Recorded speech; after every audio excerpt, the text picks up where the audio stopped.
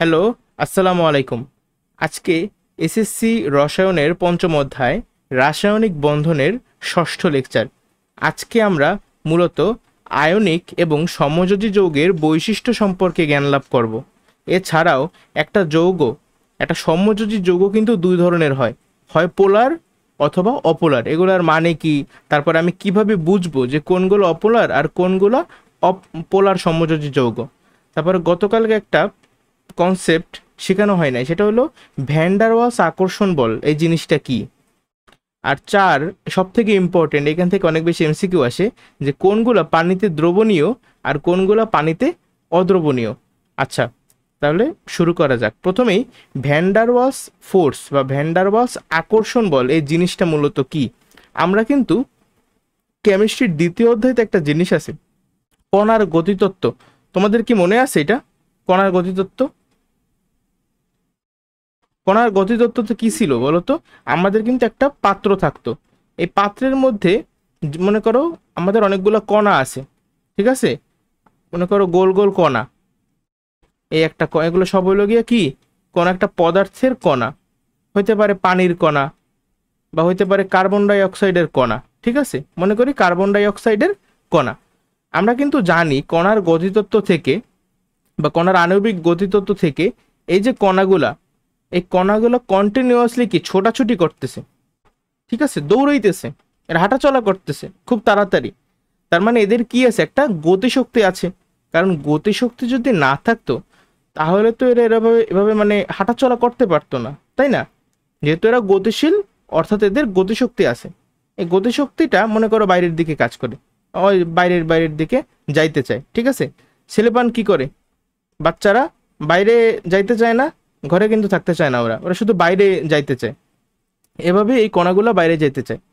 আবার এই কণাগুলোকে ভিতরে রাখার জন্য এক ধরনের বল কাজ করে, কণাগুলোর মধ্যে এক ধরনের বল কাজ করে। এই বলের নাম কি তোমাদের মনে আছে? কি? আন্তর আণবিক আকর্ষণ বল। দেখো, আমরা তো কণা কণা বলতেছি, অ্যাকচুয়ালি এটা একটা অণু। এইটা একটা অণু, মনে করো এই যে আমি গোল গোল আঁকছি না, এই জিনিসগুলো মনে করো, সাপোজ এই একটা গোল, এটা মনে করো একটা কার্বন ডাই অক্সাইড। আবার এই যে আরেকটা গোল দেখতেছো না, এটা আরেকটা কার্বন ডাই অক্সাইড। এই প্রত্যেকটা কি অণু না? এই একটা অণু, এই একটা অণু, এগুলো সবই কিন্তু অণু। তাহলে এই অণুগুলোর মধ্যেও এক ধরনের বল কাজ করে। তাই আমার শব্দটা কি, আন্ত আন্ত আণবিক। আমি আগে অনেকবার অন্ত আর আন্ত এই দুইটা জিনিসের মধ্যে পার্থক্য বুঝাইছি। সাপোজ তোমাদের একটা স্কুল, তোমাদের স্কুলের মধ্যে একটা কম্পিটিশন হইতেছে, সেটাকে আমরা বলবো অন্ত স্কুল প্রতিযোগিতা, বা এর ইংলিশ কি জানো? এর ইংলিশ হইল ইন্ট্রা ইন্ট্রা স্কুল কম্পিটিশন। তার মানে তোমাদের স্কুলের মধ্যেই এই কম্পিটিশনটা। আবার এমন কিন্তু অনেক কম্পিটিশন হয় যেখানে ভিন্ন ভিন্ন স্কুলের শিক্ষার্থীরা অংশগ্রহণ করে, সেগুলোকে বলা হয় ইন্টার ইন্টার স্কুল কম্পিটিশন। তাহলে এই দুইটা পার্থক্য বুঝছো, কোনটা ইন্ট্রা আর কোনটা ইন্টার? এই যে ইন্ট্রা, ইন্ট্রা শব্দটার অর্থ হইল অন্ত, মানে অন্তর, অন্তর কি মধ্যে না আমাদের ভিতরে, তাহলে ইন্ট্রা মানে অন্ত। আর ইন্টার ইন্টার মানে হইল আন্ত। বুঝতে পারছো? তাহলে এখানে আমি যখন বলছি যে আন্তর আণবিক আকর্ষণ বল, তাহলে এই যে আকর্ষণ বলটা, এই আকর্ষণ বলটা বলো তো, এটা কি একটা অণুর মধ্যে নাকি ভিন্ন ভিন্ন অসংখ্য অণুর মধ্যে? অসংখ্য অণুর মধ্যে। এইটা অনেকে একটু কনফিউজড হয়ে যায়, এই জন্য আমি জিনিসটা ব্যাখ্যা করলাম, ঠিক আছে? তাহলে আন্তর আণবিক মানে কি, মাল্টিপল অণু থাকবে, সেই অণুগুলোর মধ্যে যে আকর্ষণ বলটা। সাপোজ আমি যদি তোমাকে প্রশ্ন করি, এই যে একটা একটা কার্বন ডাই অক্সাইড অণুর দিকে তাকাও, এই একটা কার্বন ডাই অক্সাইড অণুর মধ্যে কোন বল কাজ করে, এটার উত্তর কি ভ্যান ডার ওয়ালস বল হবে, বা এই যে আন্তর আণবিক আকর্ষণ বল কি হবে? উত্তর বলো। একটা অণুর মধ্যে কিন্তু আন্তরাণবিক আকর্ষণ বল কাজ করে না। আগে বলো, এই যে একটা অণু, এই যে কার্বন ডাই অক্সাইড, বলো তো এটা কেমন যৌগ? এটা কিন্তু সমযোজী যৌগ। কারণ আমরা এটা জানি যে কার্বন ডাই অক্সাইড এই যৌগটা কিভাবে তৈরি হয়েছে, সমযোজী বন্ধনের মাধ্যমে তৈরি হয়েছে। জানো না তুমি সেটা? এই যে কার্বন ডাবল বন্ড অক্সিজেন আবার কার্বন ডাবল বন্ড অক্সিজেন। এইভাবে কিন্তু কার্বন ডাই অক্সাইডের একটা অণু সৃষ্টি হয়েছে। তাহলে কার্বন ডাই অক্সাইড একটা অণুর মধ্যে কোন বল কাজ করে? সমযোজী বন্ধন কাজ করে, তাই না? বাট আমি যদি বলি এভাবে, মনে করো এই যে একটা কার্বন ডাই অক্সাইড, এই আরেকটা কার্বন ডাই অক্সাইড, এই আরেকটা কার্বন ডাই অক্সাইড, এদের পরস্পরের মধ্যে কোন বল কাজ করবে? সেটাও কি সমযোজী বন্ধন নাকি অন্য কোনো বন্ধন?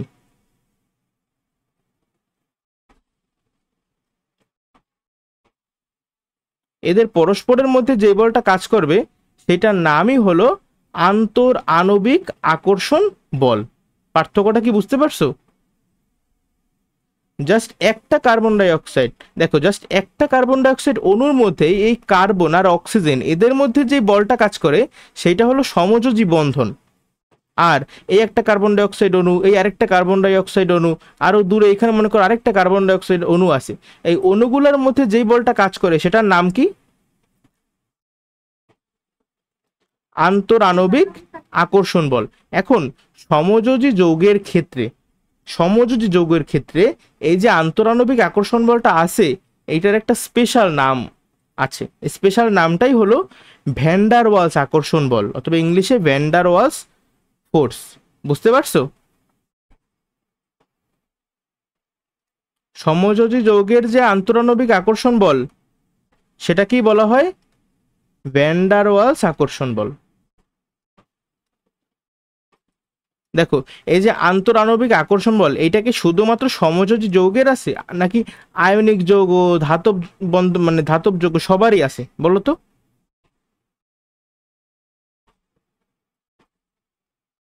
আমরা কণার গতিতত্ত্ব থেকে কিন্তু স্পষ্ট দেখছি যে তুমি কঠিন নাও অথবা তরল নাও অথবা বায়বীয় যে কোনো পদার্থই নাও না কেন, তুমি আয়নিক যৌগ নাও নাকি সমযোজী যৌগ নাও অথবা একটা ধাতব বন্ধন বিশিষ্ট মনে করো একটা ধাতুর খণ্ড নেলা, ঠিক আছে, তুমি যাই নাও না কেন, প্রত্যেকটা ক্ষেত্রেই কিন্তু এই কণার গতিতত্ত্ব অ্যাপ্লিকেবল।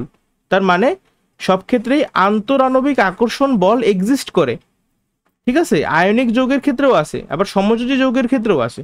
এখন সমযোজী যৌগের ক্ষেত্রে যে আন্তরাণবিক আকর্ষণ বল, এইটার স্পেশাল নাম হলো ভ্যান ডার ওয়ালস ফোর্স। এবার কি বুঝতে পারছো? আর এই যে আন্তরাণবিক আকর্ষণ বল আয়নিক যৌগের ক্ষেত্রে কিন্তু অনেক স্ট্রং, বাট সমযোজী যৌগের ক্ষেত্রে এই আন্তরাণবিক আকর্ষণ বলটা খুব দুর্বল। বুঝতে পারছো? তাহলে আমরা সংজ্ঞায় কি লিখতে পারি? যে সমযোজী যৌগের ক্ষেত্রে যে আন্তরাণবিক আকর্ষণ বল উপস্থিত তাকেই ভ্যান ডার ওয়ালস আকর্ষণ বল বলা হয়। ঠিক আছে, তো এটা নিজে একটু লিখে ফেলো যে সমযোজী যৌগের ক্ষেত্রে, সমযোজী যৌগের ক্ষেত্রেই যে আন্তরাণবিক আকর্ষণ বল কাজ করে, লেখি আমরা সমযোজী বন্ধন বিশিষ্ট, ভালো করেই লেখি সমযোজী, তোমরা একসাথে লিখে ফেলো সমযোজী বন্ধন বিশিষ্ট অণু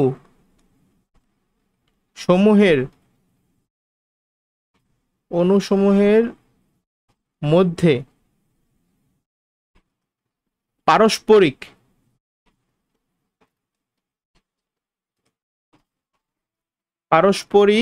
যে আন্তরাণবিক আকর্ষণ বল কাজ করে। দেখো আমি কিন্তু এগুলো মুখস্থ করে নেই, আমি যা বুঝতেছি তাই লিখতেছি। যে আন্তরাণবিক আকর্ষণ বল কাজ করে তাকে কি বলবো?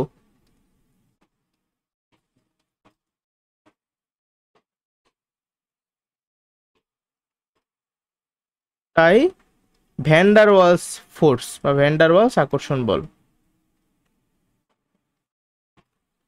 আশা করি এই সংজ্ঞা যদি তোমাদের পরীক্ষায় আসে তোমরা লিখতে পারবা। ঠিক আছে, তাহলে কণার গতিতত্ত্বের মাধ্যমে আমরা কি দেখছিলাম যে প্রত্যেকটা কণার গতিশক্তিও আছে, আবার ভিতরের দিকে তাকে আটকাই রাখতে চাই কে? এই আন্তরাণবিক আকর্ষণ বল। সমযোজী যৌগের ক্ষেত্রে যে আন্তরাণবিক আকর্ষণ বল সেইটা কি আমরা বলি ভ্যান ডার ওয়ালস ফোর্স। এই ভ্যান ডার ওয়ালস আকর্ষণ বল কিন্তু অনেক বেশি দুর্বল। ঠিক আছে, এইটা অবশ্যই আমাদের জানা লাগবে। কি এই ভ্যান ডার ওয়ালস আকর্ষণ বলটা কেমন? লেখো আমার সাথে, দুর্বল। ভ্যান ডার ওয়ালস ফোর্স অনেক দুর্বল।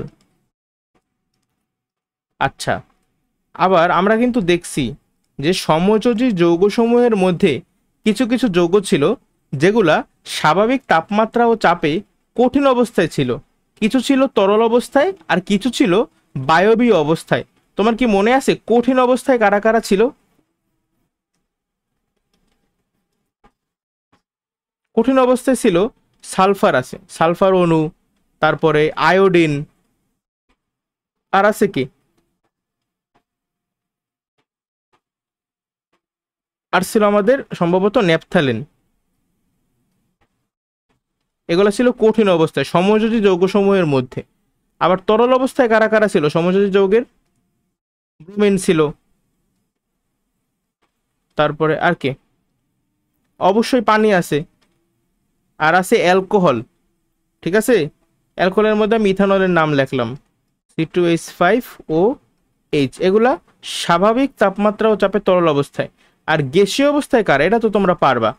কোন কোন সমযোজী যৌগ সাধারণত গ্যাসীয় অবস্থায় থাকে? অক্সিজেন, নাইট্রোজেন, আরও কে, ক্লোরিন, কার্বন ডাই অক্সাইড, ফ্লোরিনও আছে, তারপরে অ্যামোনিয়া NH3। এই চারটা গতকালকে আমি লেখাইছি, আরেকবার লেখাইলাম কেন সেটা এখন বুঝবা। কঠিন পদার্থের ক্ষেত্রে যে সকল সমযোজী যৌগ স্বাভাবিক তাপমাত্রা ও চাপে কঠিন অবস্থায় থাকে তাদের ক্ষেত্রে যে ভ্যান ডার ওয়ালস বল, আর তরল অবস্থায় যারা থাকে যেমন ব্রোমিন, এদের ক্ষেত্রে যে ভ্যান ডার ওয়ালস বল, বলতো এই দুইটার কি মান সমান হবে? যে সকল সমযোজী যৌগ স্বাভাবিক তাপমাত্রা ও চাপে কঠিন অবস্থায় থাকে তাদের ভ্যান ডার ওয়ালস আকর্ষণ বল বেশি হবে তরলের থেকে। আবার তরল পদার্থের ভ্যান ডার ওয়ালস আকর্ষণ বল বেশি হবে গ্যাসীয়র ক্ষেত্রে। বুঝতে পারছো? তাহলে আমি যদি তোমাকে প্রশ্ন করি যে অ্যামোনিয়া আর পানি, বলতো এদের মধ্যে কোন সমযোজী যৌগের ভ্যান ডার ওয়ালস আকর্ষণ বলের মান বেশি? অবশ্যই পানি। আবার যদি বলি পানি আর আয়োডিন, এই দুইটার মধ্যে তুলনা করলে কার ভ্যান ডার ওয়ালস আকর্ষণ বল বেশি? তাহলে আমাদের কি অবশ্যই কোন মানে সমযোজী যৌগগুলা বইয়ে যেসব এক্সাম্পল দেওয়া আছে যে কোনগুলার ভৌত অবস্থা কেমন থাকে সেগুলো মুখস্থ রাখা লাগবে কিনা বলো? গ্যাসীয় পদার্থের ক্ষেত্রে বুঝছো আমরা কিন্তু জানি যে গ্যাসীয় অণুগুলো একদম মানে তুমি যেই পাত্রই রাখো ওই সমগ্র পাত্রের জায়গা ধারণ করে, তাই না, সিলিন্ডারে।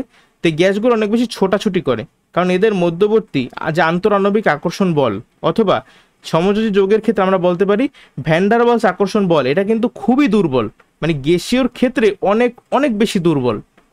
ঠিক আছে, এত দুর্বল যে মনে হয় যে আসলে এদের মধ্যে কোনো বলই কাজ করে না, এই জন্য এরা একদম ছোটাছুটি করে। মানে অনেকটা এরকম যে বাবা মা যদি মনে করো বাসায় না থাকে তাহলে কিন্তু সন্তান বা বাচ্চারা কি করে, অনেক বেশি দুষ্টামি করে, তাই না, অনেকটা সেরকমই। আচ্ছা, তাহলে এই ভ্যান ডার ওয়ালস আকর্ষণ বল এই টপিকে তোমার কি আর কোনো কনফিউশন আছে বলো? আশা করি আমার আর এখানে কনফিউশন নাই। আচ্ছা, পরবর্তী একটা টপিক, সেটা কি জানো? সেটা অনেক বেশি ইম্পর্টেন্ট, সেটা হলো তড়িৎ ঋণাত্মকতা। কি? তড়িৎ ঋণাত্মকতা। তোমরা এই তড়িৎ ঋণাত্মকতা সম্পর্কে বিস্তারিত কোন চ্যাপ্টারে শিখছিলা? চতুর্থ অধ্যায় কোন পার্টে? পর্যায়বৃত্ত ধর্মের মধ্যে 6টা ধর্ম দেওয়া আছে বইতে, সেখানে একদম লাস্টের যে ধর্মটা সেটাই হইল তড়িৎ ঋণাত্মকতা বা ইংলিশে ইলেকট্রো নেগেটিভিটি। খাতায় লিখে ফেলো। আচ্ছা, আমরা সংজ্ঞা যদিও আগে একবার লেখাইছি, তোমার কি মনে আছে সংজ্ঞা? আমি একবার বলি, সমযোজী বন্ধনস্থ ইলেকট্রন দ্বয়কে বা সমযোজী বন্ধনে আবদ্ধ, লেখো খাতায়, সমযোজী বন্ধনে আবদ্ধ ইলেকট্রন দ্বয়কে বা ইলেকট্রন জোড়কে, আবদ্ধ ইলেকট্রন জোড়কে মানে যে বন্ধন জোড় ইলেকট্রন আর কি, ইলেকট্রন জোড়কে কোনো পরমাণু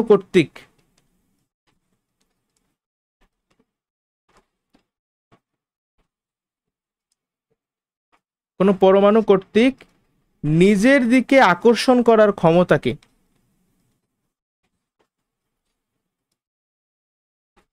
কি বলে?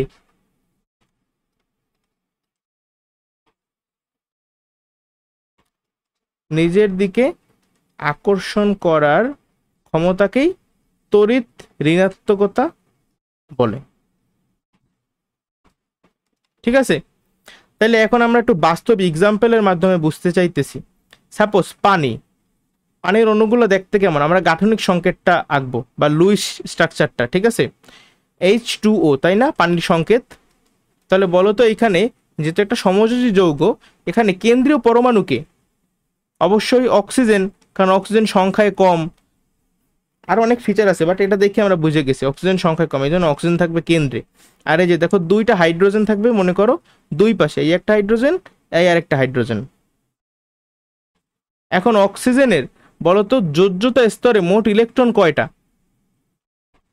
অক্সিজেনের একদম মোট ইলেকট্রন কয়টা? একদম মোট ইলেকট্রন হলে গিয়ে 8টা। তুমি যদি ইলেকট্রন বিন্যাস করো, ওর প্রথম শক্তি স্তরে থাকে 2টা ইলেকট্রন, আর ওর 2 নম্বর শক্তি স্তরে থাকে 6টা ইলেকট্রন। তাহলে অক্সিজেনের যোজ্যতা ইলেকট্রন কয়টা? এই 6টা, তাই না? মানে যোজ্যতা স্তরে যতগুলো ইলেকট্রন থাকে তাই তো তার যোজ্যতা ইলেকট্রন। তাহলে অক্সিজেনের একদম বাইরের শক্তি স্তরে কিন্তু 6টা ইলেকট্রন থাকবে মোট।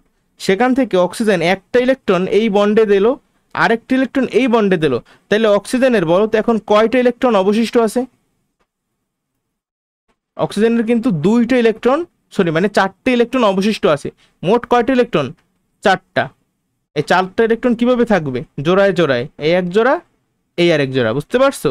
তাহলে এই যে অক্সিজেনের এই এক জোড়া মুক্তজোড় ইলেকট্রন, আর এই যে আরেকটা মুক্তজোড় ইলেকট্রন। এই চিত্রটা বুঝছো কিনা বলো? আমরা কিন্তু খুব সহজেই লুইস ডট গঠন আঁকতে পারি, বা খুব সহজেই কার মুক্তজোড় ইলেকট্রন কয়টা, কার বন্ধনজোড় ইলেকট্রন কয়টা, এগুলো খুব তাড়াতাড়ি ক্যালকুলেশন আমার করতে হবে এমসিকিউ এর জন্য। আমরা আগেই দেখছি যে অক্সিজেন আর অক্সিজেনের যোজনী কত? 2।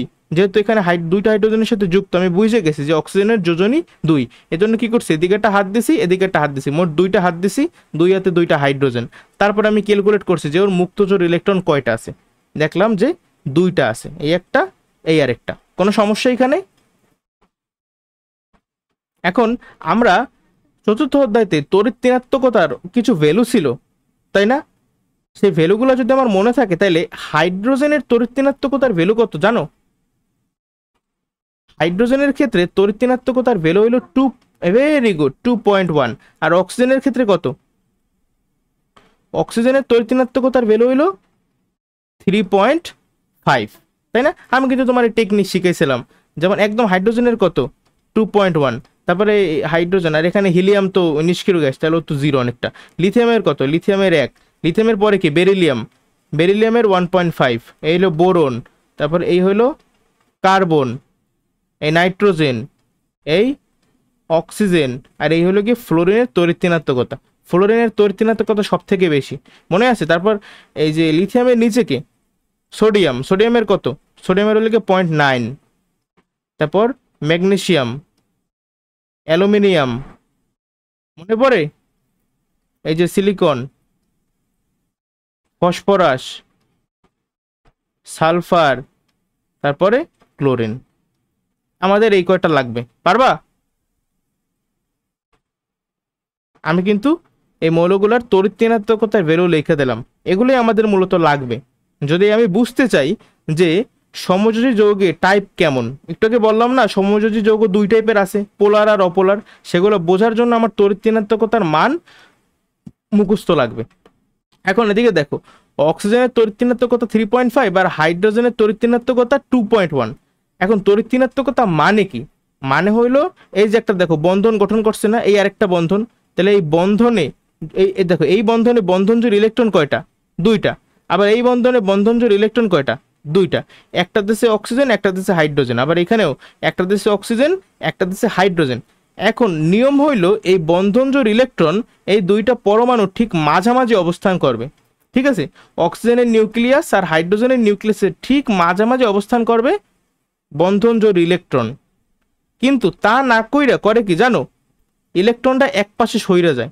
ইলেকট্রন তো নিজে সরে না, এই যে দুইটা পরমাণু এদের মধ্যে অক্সিজেনের খাই খাই ভাব বেশি, দেখো ওর কিন্তু তড়িৎ ঋণাত্মকতার মান বেশি, তার মানে ও কি করবে, ও নিজের দিকে পাইতে যাবে। ঠিক আছে, ও কি করবে, নিজের দিকে পাইতে যাবে। এখন নিজের দিকে যখন পাইতে চায় তখন, আচ্ছা যেমনটা বলতেছিলাম, কোনটা পোলার সমযোজী যৌগ আর কোনটা অপোলার সমযোজী যৌগ সেটা বোঝার জন্য আমার তড়িৎ ঋণাত্মকতার মান মুখস্থ থাকা লাগবে। এই জন্য আমি এখানে চারটা দিয়ে দিছি, এখানে হাইড্রোজেন, এবার লিথিয়াম, লিথিয়ামের পর কি beryllium, boron, carbon, nitrogen, oxygen, fluorine, তারপর আবার এই যে sodium, magnesium, aluminium, silicon, phosphorus, sulphur, chlorine. এই কয়টা মৌলের তড়িৎ ঋণাত্মকতার মান ছোটস্থ লাগবে আমার। ঠিক আছে, এখন দেখো এই যে অক্সিজেনের যেহেতু তড়িৎ ঋণাত্মকতার মান একটু বেশি হাইড্রোজেনের থেকে, তার মানে কি অক্সিজেন এই বন্ধনস্থ ইলেকট্রনকে নিজের দিকে টানতে যাবে বেশি, তাই না? এখানে যে ইলেকট্রনটা আছে, মনে করো এই যে এখানে একটা ইলেকট্রন আছে না, একটা না অ্যাকচুয়ালি এই যে দুইটি ইলেকট্রন আছে বন্ধনে আবদ্ধ, এই ইলেকট্রনগুলোর কি করবে, অক্সিজেন নিজের দিকে টানবে। এখন অক্সিজেন যদি নিজের দিকে টানে তার মানে কি, আচ্ছা ইলেকট্রন যেহেতু একটা নেগেটিভ জিনিস, তাহলে অক্সিজেন নিজে কি নেগেটিভে পরিণত হবে না? যেহেতু এই ইলেকট্রনটা মাঝখান থেকে সইরা অক্সিজেনের কাছে চলে যাবে, তাহলে অক্সিজেন কি নেগেটিভ হবে। আর অক্সিজেন যেহেতু নেগেটিভ হবে, তাহলে হাইড্রোজেন কি হবে, যেহেতু হাইড্রোজেন থেকে দূরে চলে গেছে ইলেকট্রন, খারাপ জিনিস দূরে চলে গেছে, তাহলে ও কি হবে, এই হাইড্রোজেন কিন্তু হবে পজিটিভ। পজিটিভ, ঠিক আছে, এইটাও হবে, আবার এখানেও কিন্তু এই সেম জিনিসটা হবে। এখন এই জিনিসটাকে আমরা আসলে এই প্লাস প্লাস এভাবে বুঝাই না, আমরা যে সাইনটা ইউজ করি সেটা হলো এই যে ডেল্টা, ডেল্টা নেগেটিভ, অক্সিজেনের উপরে কি দেব, ডেল্টা নেগেটিভ। এই ডেল্টা নেগেটিভ দিয়ে আমি বুঝাবো যে যেহেতু অক্সিজেনের তড়িৎ ঋণাত্মকতার মান বেশি, তাই বন্ধনস্থ ইলেকট্রনকে অক্সিজেন নিজের দিকে টানছে। আবার হাইড্রোজেন আমি এভাবে প্লাস দেব না, আমরা কি দেব, আমরা দেব ডেল্টা প্লাস, মানে ডেল্টা দিতে হবে, ডেল্টা প্লাস এইভাবে দিতে হবে। ডেল্টা প্লাস দিয়ে কি বুঝাই, বোঝায় যে হাইড্রোজেনে আংশিক ধনাত্মক প্রান্তের সৃষ্টি হয়েছে। আমি কিন্তু বলি না যে ধনাত্মক প্রান্ত, আমি বলছি আংশিক ধনাত্মক প্রান্ত। আবার এইখানেও কিন্তু অ্যাকচুয়ালি ঋণাত্মক প্রান্ত না, আংশিক ঋণাত্মক প্রান্ত। পুরোপুরি ধনাত্মক আর পুরোপুরি ঋণাত্মক প্রান্ত কোথায় সৃষ্টি হয় মনে আছে, আয়নিক যৌগে, সেখানে আর একদম ক্যাটায়ন আর অ্যানায়ন, পুরোপুরি ধনাত্মক আর পুরোপুরি ঋণাত্মক প্রান্ত। বাট এখানে কিন্তু পুরোপুরি না, এখানে কি হয় আংশিক ধনাত্মক প্রান্ত আর আংশিক ঋণাত্মক প্রান্ত, এই জন্য এখানে ডেল্টা দিয়ে প্রকাশ করছে। কোনো কোশ্চেন আছে এখানে? আচ্ছা, তাহলে ইলেকট্রোনেগেটিভিটি, এখন পরের পৃষ্ঠায় যাই, দাঁড়াও। একটা বিষয়, এই তড়িৎ ঋণাত্মকতার পার্থক্য আমাদের বের করা জানতে হবে। ঠিক আছে, আমরা জানি যে কোনো কিছুর পার্থক্যকে আমরা কিন্তু ডেল্টা দিয়ে বুঝাই, তাই না? তাহলে ডেল্টা ইএন, ইএন মানে কি, ইলেকট্রো নেগেটিভিটি, মানে কি তড়িৎ ঋণাত্মকতার পার্থক্য। বাংলায় আমি লিখলাম না, মুখে বললাম, তোমরা খাতায় লিখবা। তাহলে ইলেকট্রোনেগেটিভিটির যে ভ্যালু, এটা অনেক কিছু ডিটারমাইন করে। ঠিক আছে, যদি এমন হয়, আচ্ছা আমি কিছু সংখ্যা আগে লিখি, 0.5, ঠিক আছে, তারপর একটা আছে 1.7। যদি তুমি দেখো যে তড়িৎ ঋণাত্মকতার মান 0.5 এর থেকে কম হয়েছে, যদি কম হয় তাহলে বুঝবা এটা হলো একটা অপোলার সমযোজী যৌগ। কি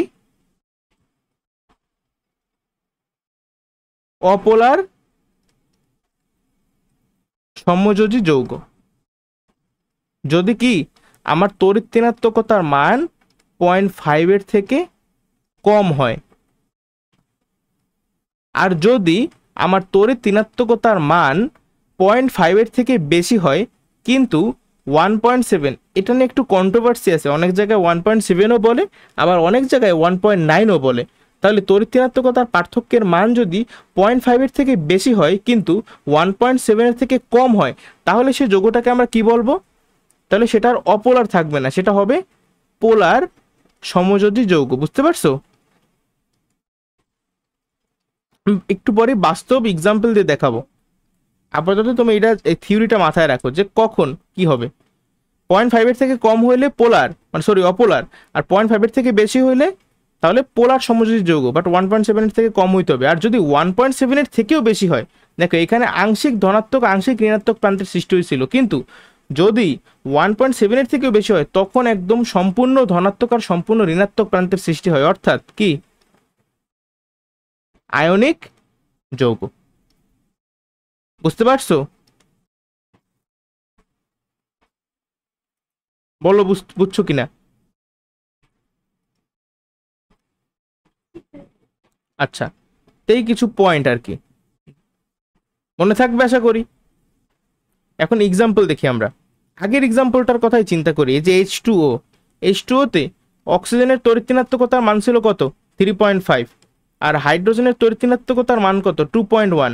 তাহলে তুমি এর পার্থক্য বা বিয়োগফলটা বের করো। কত বিয়োগ করলে হবে? 1.4, তাই তো? এখন যেহেতু এই তড়িৎ-ঋণাত্মকতার মান 1.4 হয়েছে, যেটা অবশ্যই 0.5 থেকে বেশি, অর্থাৎ এই যৌগটা কেমন যৌগ হবে তাইলে? পোলার সমযোজী যৌগ, তাই না?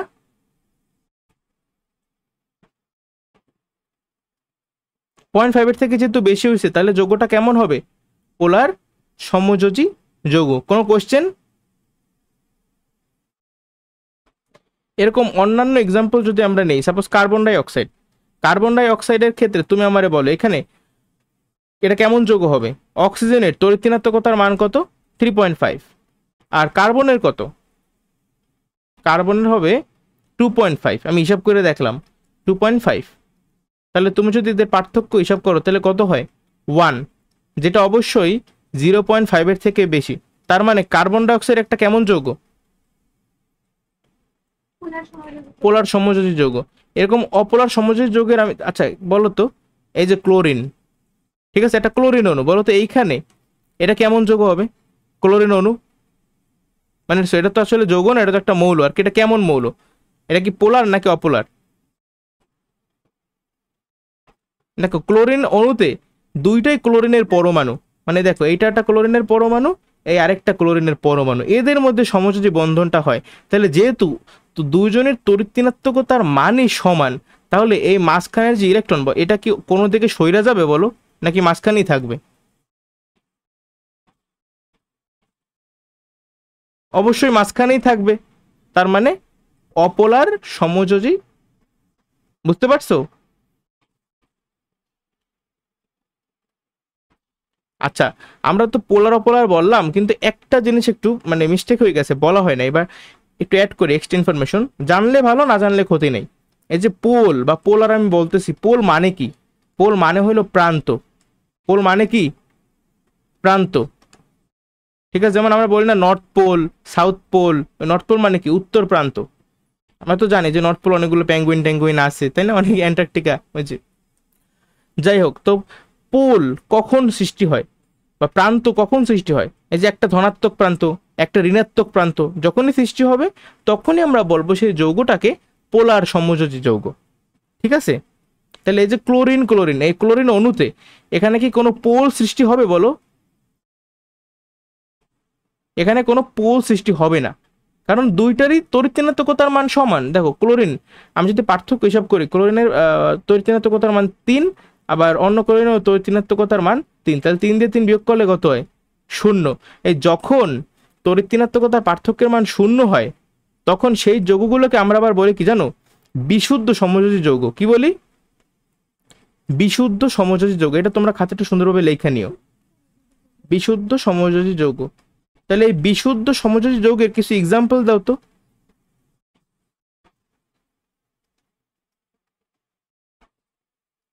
এই যে অক্সিজেন একটা বিশুদ্ধ সমযোজী যৌগ, বা নাইট্রোজেন, মানে আসলে এগুলো যৌগ কিন্তু না, বাট আমরা তো কথার মারপ্যাচের মধ্যে যাব না, আমরা জাস্ট বিশুদ্ধ সমযোজী। ঠিক আছে, অক্সিজেন, নাইট্রোজেন, মানে যদি দেখি যে একটা অণুতে সেম মৌলেরই পরমাণু, তখন সেটা একদম বিশুদ্ধ সমযোজী।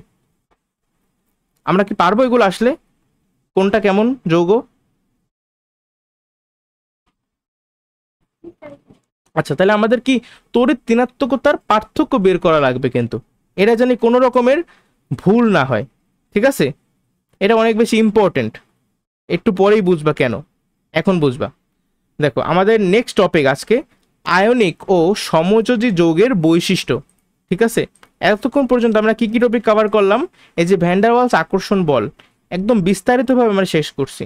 পোলার ও অপোলার সমযোজী যৌগ কোনটা, সেগুলো আমি কিভাবে বুঝবো টেকনিকের মাধ্যমে কিন্তু দেখাইছি। আমাদের জাস্ট কি করতে হবে? তড়িৎ ঋণাত্মকতার পার্থক্য হিসাব করতে হবে। তারপরে ওই যে দুইটা ভ্যালু দিলাম 0.5 আর 1.7, এগুলোর সাথে তুলনা করতে হবে। তাহলে এইভাবে আমরা কি বলো অনেক তাড়াতাড়ি বুঝতে পারবো কিনা কোনগুলো পোলার আর কোনগুলো অপোলার? বুঝতে পারবা? আচ্ছা, তাহলে এখন আমরা সামনে আগাইতে পারি। আজকের মেইন পড়া, আয়নিক ও সমযোজী যৌগের বৈশিষ্ট্য। প্রথম বৈশিষ্ট্য হলো গলনাঙ্ক ও স্ফুটনাঙ্ক। আমাদের বইতে তিনটা বৈশিষ্ট্য নিয়ে আমরা আলোচনা করব: গলনাঙ্ক, স্ফুটনাঙ্ক, দ্রাব্যতা ও দ্রবণীয়তা, আর একটা হলো গিয়ে বিদ্যুৎ পরিবাহিতা। ঠিক আছে, গলনাঙ্কের ইংলিশ কি? Melting point, melting point. আর স্ফুটনাঙ্কের ইংলিশ কি? Boiling point. খাতায় লিখে ফেলো। বা আমি যদি সংজ্ঞা চাই যে গলনাঙ্ক কাকে বলে, যেই তাপমাত্রায় কোনো পদার্থ গলতে শুরু করে তাই তার গলনাঙ্ক। আর স্ফুটনাঙ্ক যেই তাপমাত্রায় কোনো পদার্থ ফুটতে শুরু করে তাই তার স্ফুটনাঙ্ক। বুঝছো? গলনাঙ্ক যখন পাস করে তখন কঠিন থেকে তরলে পরিণত হয়, আর যখন স্ফুটনাঙ্ক পাস করে, স্ফুটনাঙ্ক জিনিসটিকে একটা তাপমাত্রা, তাই না? তো ওই তাপমাত্রাটা যখন পাস করে তখন তরল অবস্থায় যদি একটা বস্তু ছিল আগে, সেটা কিন্তু গ্যাসীয় অবস্থায় কনভার্ট হবে। এগুলো তো বেসিক কথাবার্তা জানো তো আগে থেকে, তাই না? এখন আয়নিক যৌগ আর সমযোজী যৌগ, এদের মধ্যে আলাদা আলাদা বৈশিষ্ট্য থাকে। এখন বৈশিষ্ট্যগুলো কিসের উপর নির্ভর করে, বা কোন জিনিসগুলো দিয়া এই বৈশিষ্ট্য নিয়ন্ত্রিত, তাই না? এই প্রশ্ন তো আমাদের মাথায় আসে স্বাভাবিক। একটা আয়নিক যৌগ, তার মধ্যে কিন্তু আয়নিক বন্ধন থাকে, আর সমযোজী যৌগের মধ্যে কি থাকে? সমযোজী বন্ধন। এখন আমরা জানি যে আয়নিক বন্ধন কিন্তু শক্তিশালী কম্পেয়ার টু সমযোজী বন্ধন। ঠিক আছে, কেন? কারণ আয়নিক যৌগে ধনাত্মক প্রান্ত থাকে, ঋণাত্মক প্রান্ত থাকে। বিচ্ছিন্ন ধনাত্মক প্রান্ত না, আমরা ধনাত্মক আয়ন বলবো। ঠিক আছে, বিচ্ছিন্ন ধনাত্মক আয়ন থাকে, ঋণাত্মক আয়ন থাকে। আর এই ধনাত্মক ঋণাত্মক মানে বিপরীতধর্মী চার্জের মধ্যে কি কাজ করে? অনেক শক্তিশালী একটা আকর্ষণ বল কাজ করে, তাই না? সেটাকে আমরা কি বলি? স্থির বৈদ্যুতিক আকর্ষণ বল, ইলেকট্রোস্ট্যাটিক ফোর্স। মনে আছে এগুলা? বলো। যেহেতু আয়নিক যৌগে বিচ্ছিন্ন ধনাত্মক ও ঋণাত্মক আয়ন থাকে, তাই আয়নিক যৌগের কিন্তু গলনাঙ্ক ও স্ফুটনাঙ্কের মান অনেক বেশি সমযোজী যৌগের ক্ষেত্রে। তো এই পয়েন্টটা খাতায় লিখে ফেলাও যে আয়নিক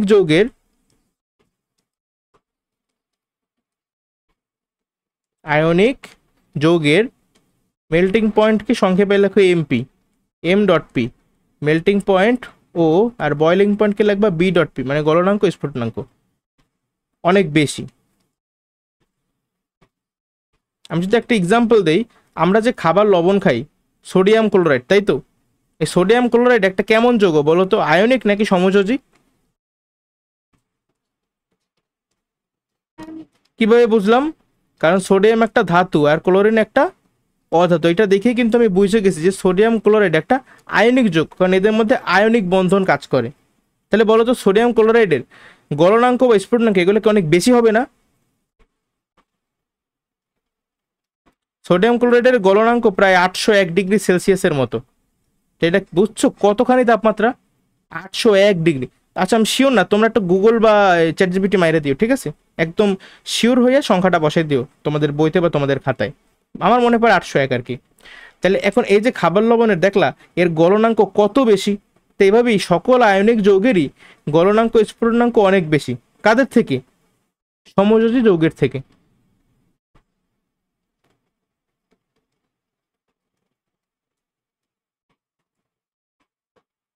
এখন তার ব্যাখ্যাটা কি, কেন বেশি? ব্যাখ্যা তো একটু আগে দিলাম, তাই না? যে আয়নিক যৌগের ক্ষেত্রে, তারপরও একবার একদম সুন্দর করে লেখো যে বিচ্ছিন্ন বিচ্ছিন্ন ধনাত্মক ও ঋণাত্মক আয়ন থাকে। বিচ্ছিন্ন ধনাত্মক ও ঋণাত্মক আয়ন থাকে, অসংখ্য আয়ন থাকে, অসংখ্য আয়ন থাকে। এদের মধ্যে স্থির বৈদ্যুতিক আকর্ষণ বল কাজ করে, যা অনেক বেশি শক্তিশালী। ফলে এই আয়ন সমূহ এই কথাটা ইম্পর্টেন্ট, বইতে আছে। এই আয়ন সমূহ ত্রিমাত্রিকভাবে বিন্যস্ত থাকে, ত্রিমাত্রিকভাবে বিন্যস্ত হয়ে স্ফটিক গঠন করে, এই কথাটাই লেখা লাগবে। কি? এই আয়ন সমূহ ত্রিমাত্রিকভাবে বিন্যস্ত হয়ে, ত্রিমাত্রিক ত্রিমাত্রিক মানে বোঝো 3 ডাইমেনশনাল আর কি, এটা আমি সামনাসামনি হলে বুঝতে পারতাম, কম্পিউটারে বোঝানো যায় না। ত্রিমাত্রিকভাবে বিন্যস্ত হয়ে স্ফটিক গঠন করে।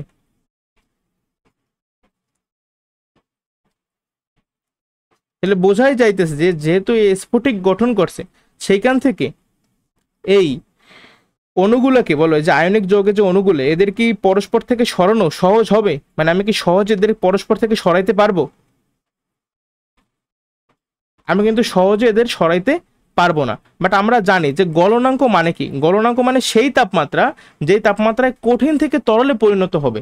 তার মানে আগে অণুগুলা যদি এরকম থাকতো, এখন অণুগুলা একটু বেশি দূরে দূরে থাকবে, মানে আমার অণুগুলোকে কি করতে হবে? পরস্পরের থেকে সরাতে হবে, তাই না? ওই যে আমরা তো এই আণবিক গতিতত্ত্বে এগুলো আলোচনা করে আসছি, সেকেন্ড চ্যাপ্টারে সম্ভবত। তো এখানে যেহেতু অনেকগুলো ধনাত্মক অনেকগুলো ঋণাত্মক আয়ন আছে, আর একদম মানে স্ফটিক টাইপের গঠন করে, স্ফটিক দেখতে অনেকটা এরকম, দেখো এই মনে করো, এটা তো 3D জিনিস, আমি ঠিক বুঝাইতে পারতেছি না কিরকম আঁকবো, বাট এই মনে করো মাঝখানে একটা এই যে অক্সিজেন, মানে অক্সিজেন তো না, একটা অণু আর কি। আচ্ছা আচ্ছা, আমি শোনো, এটা সব থেকে ভালো এক্সাম্পল। আমরা কিন্তু বক্স আঁকছি তাই না ছোটবেলায়? এ বক্স কিন্তু ওটা মানে 3D, 2D একটা সারফেসে 3D একটা জিনিস আঁকা কিন্তু ঝামেলা, আর আমরা এইভাবে আঁকতাম। এইটাই হলো গিয়ে ত্রিমাত্রিক ভাবে বিন্যস্ত হওয়া, ঠিক আছে? সামনাসামনি হইলে আমি ভালোভাবে বুঝতে পারতাম। যাক, তাহলে এবার কি বুঝছো আয়নিক যৌগের গলনাঙ্ক আর স্ফুটনাঙ্ক কেন সমযোজী যৌগের থেকে বেশি হয়? আরেকটু এক্সট্রা অ্যাড করবা যে আয়নিক যৌগের যে বেশি হয় সেটা তো এক্সপ্লেন করলা, আর সমযোজী যৌগের যে কম হবে এটা কিভাবে এক্সপ্লেন করবো, তাই না? লিখবা যে সমযোজী যৌগের ক্ষেত্রে অণুসমূহের মধ্যে কাজ করে দুর্বল ভ্যান ডার ওয়ালস আকর্ষণ বল, ফলে অতি সহজেই কম তাপমাত্রা প্রয়োগ করলে অণুসমূহকে পরস্পরের থেকে দূরে সরানো যায়, অর্থাৎ এদের গলনাঙ্ক স্ফুটনাঙ্কের মান কম হবে। এই যে আমি বললাম, এগুলো তুমি বুঝতে পারছো?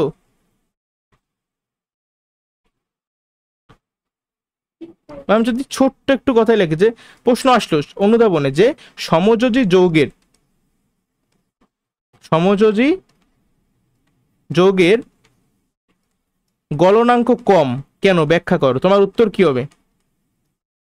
মেল্টিং পয়েন্ট কম, ব্যাখ্যা করো। মেন অ্যান্সার কি এদিকে? সমযোজী যৌগের অনুসময়ের মধ্যে দুর্বল ভ্যান ডার ওয়ালস আকর্ষণ বল কাজ করে, ফলে এদেরকে অতি সহজেই পরস্পরের থেকে দূরে সরানো যায় কম তাপমাত্রা প্রয়োগ করার মাধ্যমে। এই যে এক্সট্রা আমি কথাগুলো বললাম সেগুলো লিখতে পারবে না?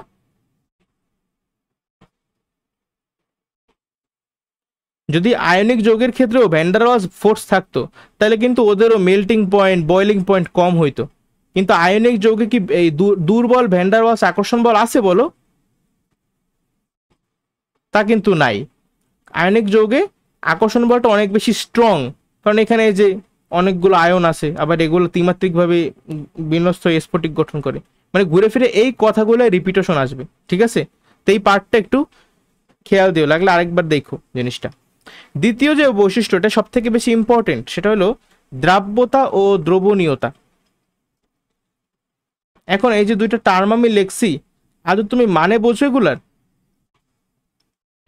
দ্রাব্যতা ও দ্রবণীয়তা। দেখো একটা দ্রবণ কিভাবে গঠিত হয় সেটা কিন্তু আমরা ক্লাস 8-এও শিখছি, তাই না? সাপোজ একটা পাত্র, এই যে এই পাত্র, এই পাত্রের মধ্যে, আচ্ছা পাত্রটা তো দেখতে ভালো হয় না, যা ভালো দেখা লাগবে না। এখানে মনে করো একটা মানে পানি আছে, ধরো কি আছে? পানি, পানি, ঠিক আছে? এখন তোমার মনে করো একটু শরবত খেতে ইচ্ছা করতেছে, তো তুমি কি করবে? একটু চিনি মিশাই দেবা। তো তুমি একটু চিনি আনলা, চিনি আমরা সবুজ দিয়ে দেখাই, এই মনে করো চিনি আইন না, যে চামচের মাধ্যমে চিনি আনলা, এই সেই চামচ, এই চামচের মাধ্যমে কি করলা, চিনি দিলা, এই চিনি চিনি এখন এখানে আসতেছে, এই পুরো পাত্রে 1 চামচ চিনি দিলা। এখন তারপর কি করবা, এই চামচ দিয়া তুমি মানে ঘুরাবা আর কি, ঠিক আছে। ঘুরাই ঘুরাই কি দেখবা যে এক সময় প্রথমে কিন্তু তুমি চিনিটা খালি চোখে দেখতে পাইতেছিলা, কিন্তু ভালোভাবে ঘোরানোর পর দেখবা কি চিনি মিশে গেছে। তুমি যদি পরিমাণ মতো চিনি দাও, বাট তুমি যদি অনেক বেশি চিনি দাও তাহলে কিন্তু তুমি মানে এই যে ঘুরাইতেছো চামচটা, চিনির একটা অংশ পানির মধ্যে মিশে যাবে, কিন্তু তারপরেও কিছু কিছু চিনি কিন্তু বাইরে দেখা যাবে, ঠিক আছে। মানে চিনিও একটু অদক্ষিপ্ত থাকবে আর কি। যাই হোক, তা আমি এই এক্সাম্পলটা কেন দিলাম, তোমার প্রথমে কি ছিল, পানি না, তাই পানিকে আমরা বলি দ্রাবক, পানিকে আমরা কি বলি, দ্রাবক। আর এই যে তুমি চিনি মিশাইলা না, চিনিকে আমরা বলি দ্রব্য। আর মিশানোর পরে যে তুমি মানে চিনিটা কি বলে, এই যে চামচের মাধ্যমে যে নাড়লা, ঠিক আছে, নাড়ার মাধ্যমে তুমি তৈরি করলা দ্রবণ। তাহলে এই দ্রবণ সমান সমান কি, দ্রব্য যোগ দ্রাবক না, দ্রব্য যোগ দ্রাবক। তাহলে দ্রাবকের যদি সংজ্ঞা চাই, এটা কেমন, দ্রাবক হইল দ্রবণের সেই উপাদান যে নির্ধারণ করে, কি নির্ধারণ করে, দ্রবণের ভৌত অবস্থা কেমন হবে। দেখো ভৌত অবস্থা মানে কি, কঠিন তরল নাকি গ্যাস। দ্রাবক যদি পানীয় হয় মানে তরল হয় তাহলে দ্রবণও তরল হবে, দ্রাবক যদি গ্যাস হয় তাহলে দ্রবণও গ্যাস হবে, দ্রাবক যদি কঠিন হয় তাহলে দ্রবণও কঠিন হবে। বাট আমরা যেসব এক্সাম্পল দেখবো সেখানে দ্রাবকও তরল পদার্থ, দ্রবণও তরল পদার্থ, কারণ আমরা বেশিরভাগ ক্ষেত্রেই দ্রাবক হিসেবে ইউজ করব পানিকে, H2O, ঠিক আছে। পানি হলো গিয়া সার্বজনীন দ্রাবক। আর এই এক্সাম্পলে আমরা দ্রব্য হিসেবে ইউজ করছি কাকে, চিনিকে। তাহলে দ্রব্যের সংজ্ঞা কিন্তু অনেকটা এইভাবে দেওয়া যায় যে দ্রবণের মাইনর এলিমেন্ট, ঠিক আছে, কি বলে, ক্ষুদ্রতর উপাদান, দ্রবণের ক্ষুদ্রতর উপাদান। দ্রাবক কিন্তু একটু বেশি থাকবে আর দ্রব্য থাকবে কম। আবার দ্রাবক আর দ্রবণের ভৌত অবস্থা কিন্তু সেম থাকবে, মানে দ্রাবক দ্রবণের ভৌত অবস্থা নির্ধারিত করবে। এখানে দেখো দ্রবের ভৌত অবস্থা কি ছিল, কঠিন, তাই না। চিনি কিন্তু কঠিন অবস্থাতেই থাকে সাধারণ তাপমাত্রায়, বাট দ্রবণ কি কঠিন ছিল, দ্রবণ কিন্তু তরলই ছিল। আচ্ছা, তাহলে দ্রাবক, দ্রব আর দ্রবণ এই তিনটা টার্ম কি তুমি বুঝতে পারছো। এই যে দ্রব দ্রাবকের মানে দ্রব দ্রাবকের মধ্যে যে পুরোপুরি মিশে গেল, আমি যে চোখে দেখতেছি না খালি চোখে, আর এই যে ঘটনাটা, এটা কি বলা হয় দ্রাব্যতা অথবা দ্রবণীয়তা, ঠিক আছে। পরবর্তীতে আমরা এই দ্রাব্যতা নিয়ে আরো অনেক বিস্তারিত জানবো, বাট আপাতত কাজ চলার জন্য এতটুকু নলেজ যথেষ্ট। তাহলে আমার কথা হইলো, আমি কঠিন পদার্থ দ্রাব্যতা দ্রবণীয়তা প্রথমে শিখবো, তারপরে কঠিন না, আয়নিক যৌগেরটা দেখবো, তারপরে সমযোজী যৌগেরটা দেখবো, ঠিক আছে। সাধারণত এটা আমার সাথে সাথে লিখে ফেলা অনেক বেশি ইম্পর্টেন্ট। কিছু ব্যতিক্রম বাদে, লেখো, কিছু ব্যতিক্রম বাদে সকল আয়নিক যৌগ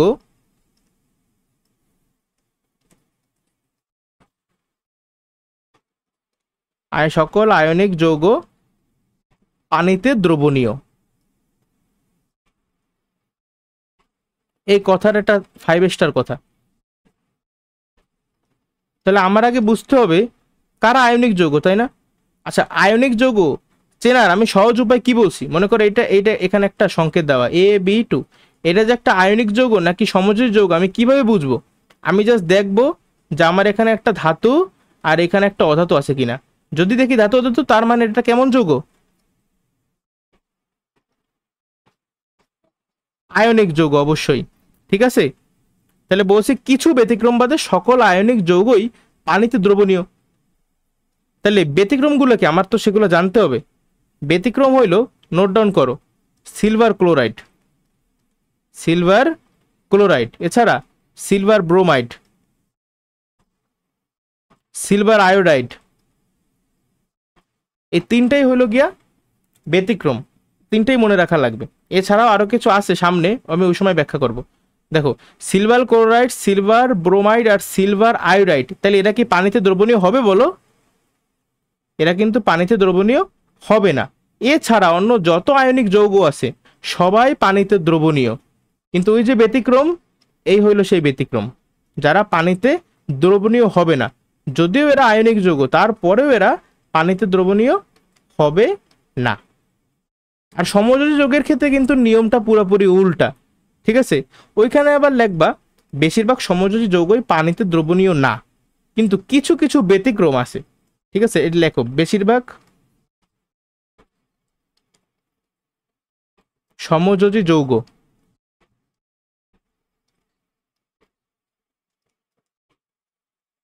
কি হবে বলো? পানিতে অদ্রবণীয়, মানে দ্রবণীয় না আর কি। বাট সবকিছুর ব্যতিক্রম আছে, কেমিস্ট্রিতে কিন্তু ব্যতিক্রম একটু বেশি।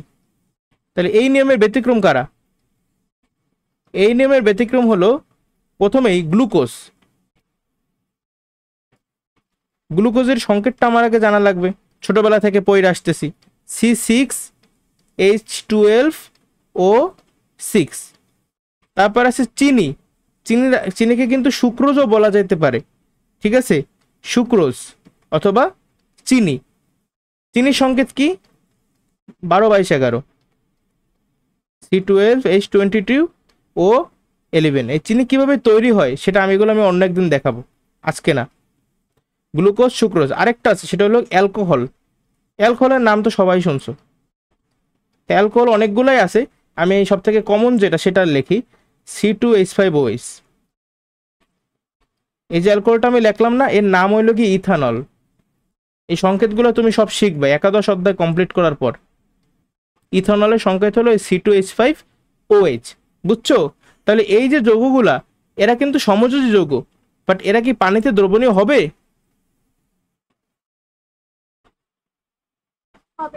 এরাই পানিতে দ্রবণীয় হবে, কারণ সাধারণত সমযোজী যৌগ পানিতে দ্রবণীয় হয় না। বাট ব্যতিক্রম হলো এগুলাই, গ্লুকোজ, চিনি আর মদ বা একটু অ্যালকোহল আর কি, এগুলা পানিতে দ্রবণীয় হবে। ইভেন তুমি যারা মুভি টুভি দেখে তারা জানে যে কি করে, এই সিনেমায় দেখায় না যে বারে যাওয়ার পরে বলে যে ওয়েটার ওই নিট খাবাকে, নিট মানে কি? নিট মানে হলো একদম ডিরেক্ট অ্যালকোহল। ডিরেক্ট অ্যালকোহল কেউ খাইতে পারে না, সবাই কি করে পানির মধ্যে মিশাইয়া দ্রবণ তৈরি করে তারপর খায়। বা আমি কিন্তু খাই না, আমার কোনো পার্সোনাল এক্সপিরিয়েন্স নাই ভাই, আমি মুভি দেখে শিখছি। যাক, এই ছিল আমাদের দ্রাব্যতা ও দ্রবণীয়তা, ঠিক আছে? বাট এইখান থেকে আমাদের মেইন 4 মার্কের কোশ্চেন আসে, সেই এক্সপ্লেনেশনটা আমাদের খুবই গুরুত্বপূর্ণ। আমরা একটু আগে বলছি যে আয়নিক যৌগ সবাই কিন্তু পানিতে দ্রবণীয়, হ্যাঁ কিছু ব্যতিক্রম ছিল, সেই ব্যতিক্রমগুলো আমি এখানে নোট ডাউন করে দিছি। এগুলো ব্যতিক্রম কেন, এগুলোর কারণ আসলে কারণ খুঁজতে যাইও না, শুধু শুধু সময় নষ্ট হবে, জাস্ট মনে রাখো আপাতত। এখন আমার প্রশ্ন হইল কিভাবে অ্যাকচুয়ালি দ্রবীভূত হয়, ঠিক আছে? যেমন এই যে গ্লুকোজ কিন্তু পানিতে দ্রবণীয়, যেহেতু একটা ব্যতিক্রম, তাহলে আমাদের নেক্সট কোশ্চেন যে সাপোজ ম্যাগনেসিয়াম ক্লোরাইড, বলো তো এটা কেমন যৌগ? এটা কি আয়নিক নাকি সমযোজী? তাহলে আয়নিক যৌগ, তাহলে এটা কি পানিতে দ্রবীভূত হবে?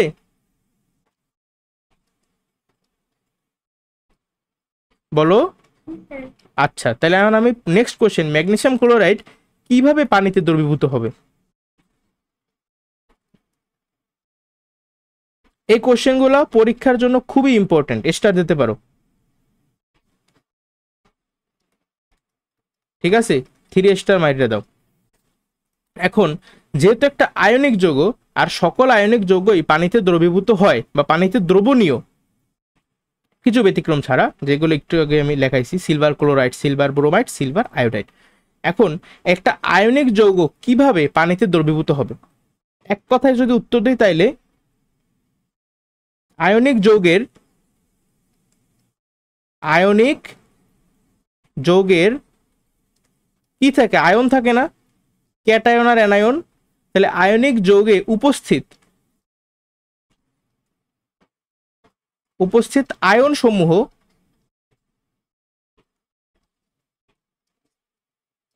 কি হবে জানো?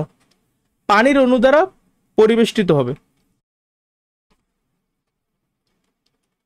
পানির অণু দ্বারা পরিবেষ্টিত হবে, এই হলো এক কথায় উত্তর যে কিভাবে অ্যাকচুয়ালি দ্রবীভূত হয়।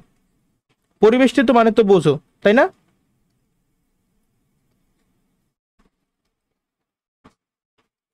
মানে ওরে ঘিরা পানির অণুগুলো থাকবে। দেখো, আমরা ছবি আঁকাই, ছবিটাই বেশি ইম্পর্টেন্ট। ছবি না আঁকলে স্যাররা এই কোশ্চেনে মার্ক দেবে না জীবনও। সাপোজ ম্যাগনেসিয়াম ক্লোরাইড, এখানে ম্যাগনেসিয়াম 2+, আর আছে কি ক্লোরাইড, তাই না, মানে Cl-। এখন দেখো আমরা জানি ক্যাটায়ন, ক্যাটায়নের আশেপাশে থাকবে কারা, অ্যানায়ন না। মনে করো বলছি কি যে এই যে ম্যাগনেসিয়াম ক্লোরাইড এটা যে পানিতে দ্রবীভূত হবে কিভাবে, আয়নিক যৌগে উপস্থিত আয়ন সমূহ, যেমন এই যে আয়নগুলো আমি লিখছি, এই ম্যাগনেসিয়াম একটা আয়ন আর ক্লোরাইড আরেকটা আয়ন, আয়ন সমূহ পানির অণু দ্বারা পরিবেষ্টিত হবে। তার মানে এর আশেপাশে কি থাকবে, পানি থাকবে, এইখানে পানি, এইখানে পানি, তাই না, এইখানে পানি, এই সব জায়গায় পানি, পানি দ্বারা পরিবেষ্টিত যখন হবে তখনই আমরা ম্যাগনেসিয়াম ক্লোরাইডকে মানে ওই যে নাড়াইতে নাড়াইতে ওই সময় আমরা আর খালি চোখে দেখতে পাবো না। একদম প্রথমে কি ছিল জানো, প্রথমে কিন্তু এই ম্যাগনেসিয়াম ক্লোরাইড এভাবেই থাকবে পানির মধ্যে, তুমি যখন নাড়াবা প্রথমে এরকম ছিল ম্যাগনেসিয়াম ক্লোরাইড, ম্যাগনেসিয়াম ক্লোরাইড, অনেকগুলো ম্যাগনেসিয়াম ক্লোরাইড, আবার এখানে মনে করো পানি, এখানে পানি, পানি। কিন্তু যখনই তুমি মনে করো নাড়াইতে নাড়াইতে নাড়াইতে নাড়াইতে একটা পর্যায়ে কি হবে, একটা পর্যায়ে ম্যাগনেসিয়াম আর ক্লোরিন এদের মধ্যে একটা ফাটল সৃষ্টি হবে, এদের সম্পর্কটা আস্তে আস্তে খারাপ হইতে থাকে। ঠিক আছে, তো ম্যাগনেসিয়াম আর ক্লোরিন কি করছে, সেপারেশন এসে গেছে, ও এক পাশে চলে গেছে, ও আরেক পাশে চলে গেছে, মানে এইভাবে আর কি। এই ম্যাগনেসিয়ামের আশেপাশে যেভাবে পানি থাকে, এই ক্লোরিনের আশেপাশেও কি থাকবে, পানি। মানে আগে ম্যাগনেসিয়াম ক্লোরাইড একসাথে ছিল, তাদের আশেপাশে পানি ছিল, বাট এখন ম্যাগনেসিয়াম ক্লোরাইড আলাদা করে ফেলাইছে এই পানিগুলা। বুঝতে পারছো?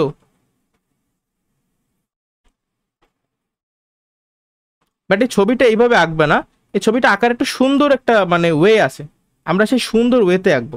ঠিক আছে, আচ্ছা আর পরের পৃষ্ঠে আসো, আমরা সুন্দরভাবে আঁকি। এই হলো আমাদের মনে করো ম্যাগনেসিয়াম Mg2+। এখন এদের কি করবে, পানি দিয়ে পরিবেষ্টিত হবে। এখন পানি কি কিরকম দেখতে বলো তো, H2O, এর যদি আমরা লুইস ডট স্ট্রাকচার আঁকি তাহলে এরকম না দেখতে, অক্সিজেন, এই যে হাইড্রোজেন, হ্যাঁ এইভাবে কিন্তু পানি দেখতে, আমরা এইভাবেই কিন্তু আঁকবো এখানে। তাইলে আমরা জানি যে অক্সিজেন প্রান্তে কি আংশিক ঋণাত্মক প্রান্তের সৃষ্টি হয় না, ডেল্টা মাইনাস, আর হাইড্রোজেনে কি বলতো আংশিক ধনাত্মক প্রান্তের সৃষ্টি হয়, মনে আছে? একদম প্রথমেই কিন্তু দেখাইছিলাম যে যেহেতু অক্সিজেনের তড়িৎ ঋণাত্মকতার মান অনেক বেশি, এই জন্যই কিন্তু এখানে আংশিক ঋণাত্মক প্রান্তের সৃষ্টি হয়। তাহলে তুমি আমারে বলো ম্যাগনেসিয়াম 2+-এর এখানে তো পানি থাকবে, পানিটা কিভাবে থাকবে, পানিটাকে মনে করো অক্সিজেন ওর কাছে থাকবে নাকি হাইড্রোজেন ওর কাছে থাকবে, বিপরীত ধর্মী চার্জ কিন্তু সবসময় কি করে, পরস্পরকে আকর্ষণ করে। তাহলে ম্যাগনেসিয়াম যেহেতু একটা ক্যাটায়ন, তাহলে ক্যাটায়নের আশেপাশে কি থাকবে, অ্যানায়ন নাকি ক্যাটায়ন,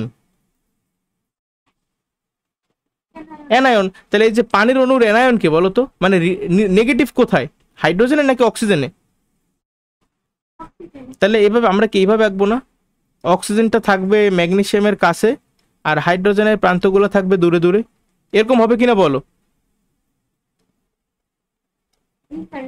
আচ্ছা, এইটা অনেকটা আমি মানে যখন তোমাদের মতো ছোট ছিলাম তখন আমার কাছে এই জিনিসটা দেখতে অনেকটা বেন টেনের ঘড়ির মতো ছিল। ঠিক আছে, আমি ওইভাবে মনে রাখতাম এটা একটা বেন টেনের ঘড়ি, তোমরা যারা কার্টুন দেখছো তারা জানো।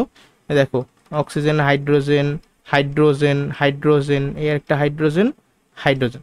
এখন এই অক্সিজেন এখানে কি লাগবা, অক্সিজেনে কি ডেল্টা মাইনাস লাগবা, মানে যেহেতু এখানে আংশিক তড়িৎ মানে আংশিক ঋণাত্মক প্রান্তের সৃষ্টি হয়েছে। ঠিক আছে, এখানে অবশ্যই কি লেখ করবা, এই যে ডেল্টা মাইনাস দেবা, প্রত্যেক অক্সিজেনের কাছে কি দেবা, ডেল্টা মাইনাস, আর হাইড্রোজেনের উপরে কি দেবা, ডেল্টা প্লাস। বুঝতে পারছো?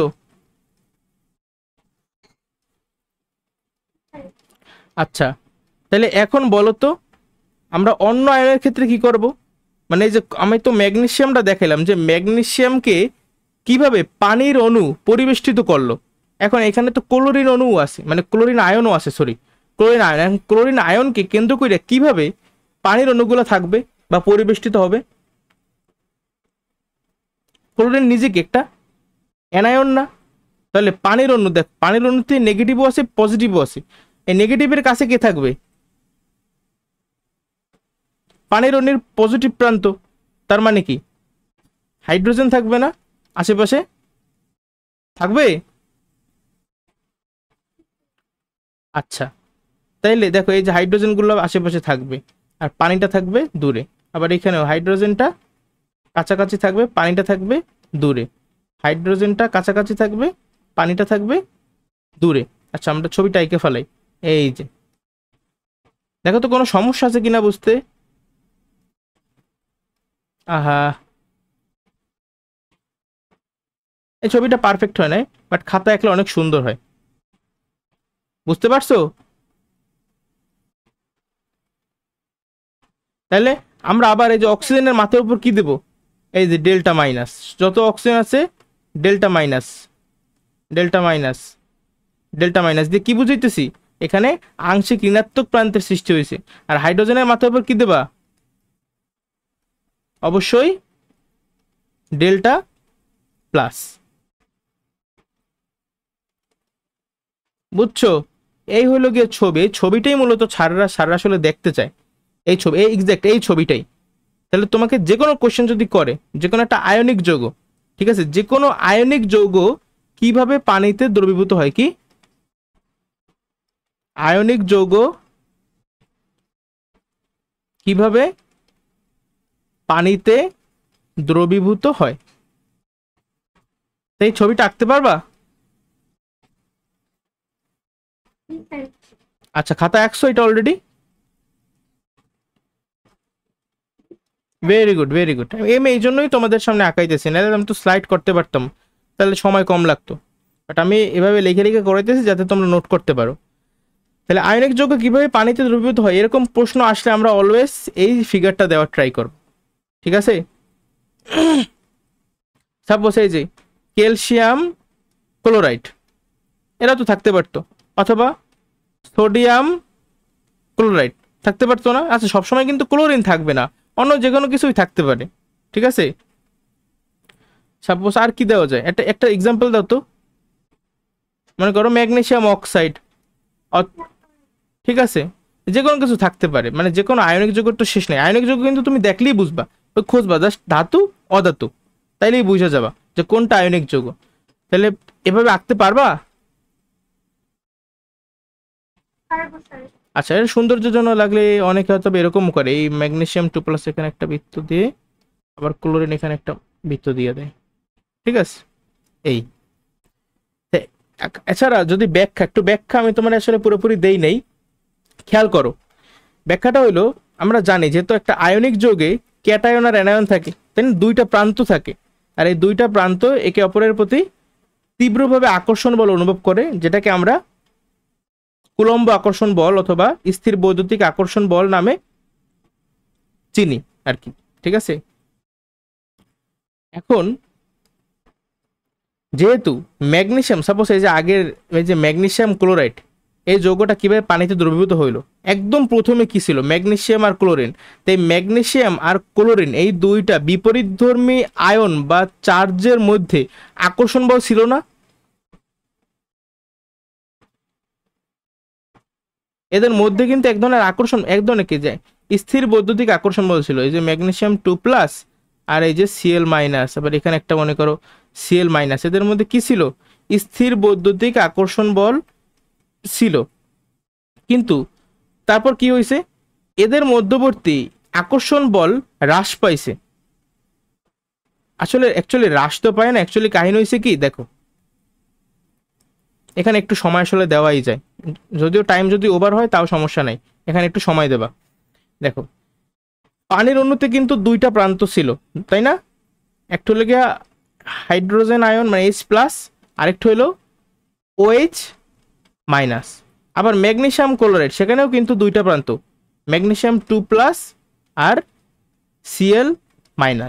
তাহলে হয় কি, অ্যাকচুয়ালি এই যে ম্যাগনেসিয়াম 2+, ওর এই ম্যাগনেসিয়াম 2+ আর Cl-, এদের মধ্যে তো আগে থেকে আকর্ষণ বল আছে, মানে যেহেতু একটা আয়নিক যৌগ। আবার যেহেতু O+ আর OH- ও কি মাইনাস, তাহলে ওদের মধ্যেও কিন্তু এক ধরনের আকর্ষণ বল আছে, ঠিক আছে? যেই পয়েন্টে এদের মধ্যবর্তী আকর্ষণ বলের মান ম্যাগনেসিয়াম আর ক্লোরাইড মানে এই আয়নিক যৌগের এদের আকর্ষণ বলের থেকেও বেশি হয়ে যায়, ওই সময় অ্যাকচুয়ালি ম্যাগনেসিয়াম পানির অণু দ্বারা পরিবেষ্টিত হয়। বুঝতে পারছো? আবার ক্লোরাইডের ক্ষেত্রেও কিন্তু সেম, এই ক্লোরাইড ম্যাগনেসিয়ামের সাথে আকর্ষণ বলে আবদ্ধ আছে, কিন্তু যেহেতু ক্লোরাইড এটা মানে নেগেটিভ আয়ন, ওর প্রতি কিন্তু হাইড্রোজেন আয়নও একটা আকর্ষণ অনুভব করে। যেই হাইড্রোজেন আয়ন আর ক্লোরাইড আয়ন এদের মধ্যবর্তী যে আকর্ষণ বল, যেই মুহূর্তে এই আকর্ষণ বলের মান ম্যাগনেসিয়াম আর ক্লোরাইডের মধ্যবর্তী আকর্ষণ বলের থেকে বেশি হয়ে যায়, সেই মুহূর্তেই কিন্তু ক্লোরাইড আয়ন পানির অণু দ্বারা পরিবেষ্টিত হয়। বুঝতে পারছো? এটা অনেক জায়গায় মানে হাইড্রোজেন আয়ন, হাইড্রোক্সাইড আয়ন এটা দিয়েও ব্যাখ্যা করছে, আবার অনেক জায়গায় শুধুমাত্র বলছে যে পানির অণুতে কি ওই যে আংশিক ধনাত্মক আর আংশিক ঋণাত্মক প্রান্তের সৃষ্টি হয়, ওইটা দিয়েও এই ব্যাখ্যাটা করছে। তাহলে তুমি লিখতে পারবা কিনা পরীক্ষার হলে?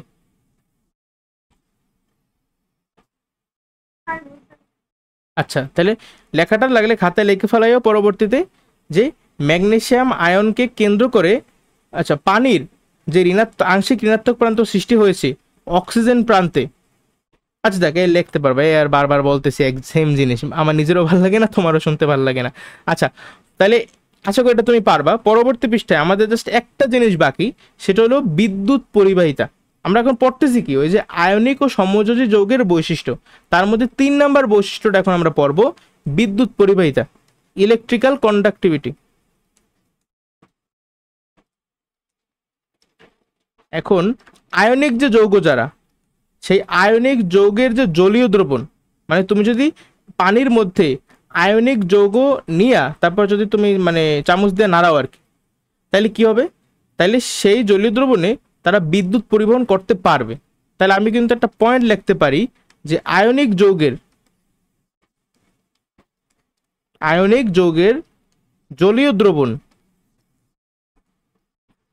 আয়নিক যৌগের জলীয় দ্রবণ বিদ্যুৎ কি পরিবহন করবে নাকি করবে না?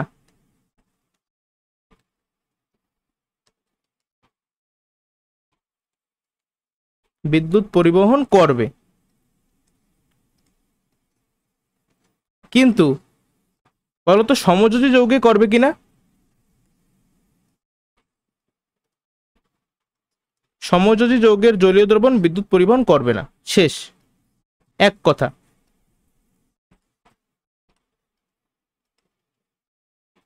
কোনো কনফিউশন? আচ্ছা লিখতে থাকো, দ্রবণ বিদ্যুৎ পরিবহন করবে না। এখন বইতে একটা চিত্র আছে, সেটা আমি দেখাই তোমারে। করবে না, বইতে এমন একটা চিত্র আছে। আচ্ছা দাঁড়াও, আগে জিনিসটা একটু ছোট করি।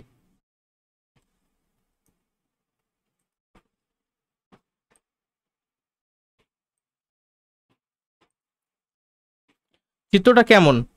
চিত্রটা মনে করো একটা, আচ্ছা এর জন্য আমার আবার জারণ বিজনের চ্যাপ্টারটা একটু পড়ানো দরকার ছিল, সেটা তো এখন আমি পড়াই নাই তোমারে, কিভাবে বুঝাবো? আচ্ছা দেখো, একটা পাত্র নাও আগে আমরা, এটা পাত্র, ঠিক আছে, একটা পাত্র, আর লাগবে একটা ব্যাটারি।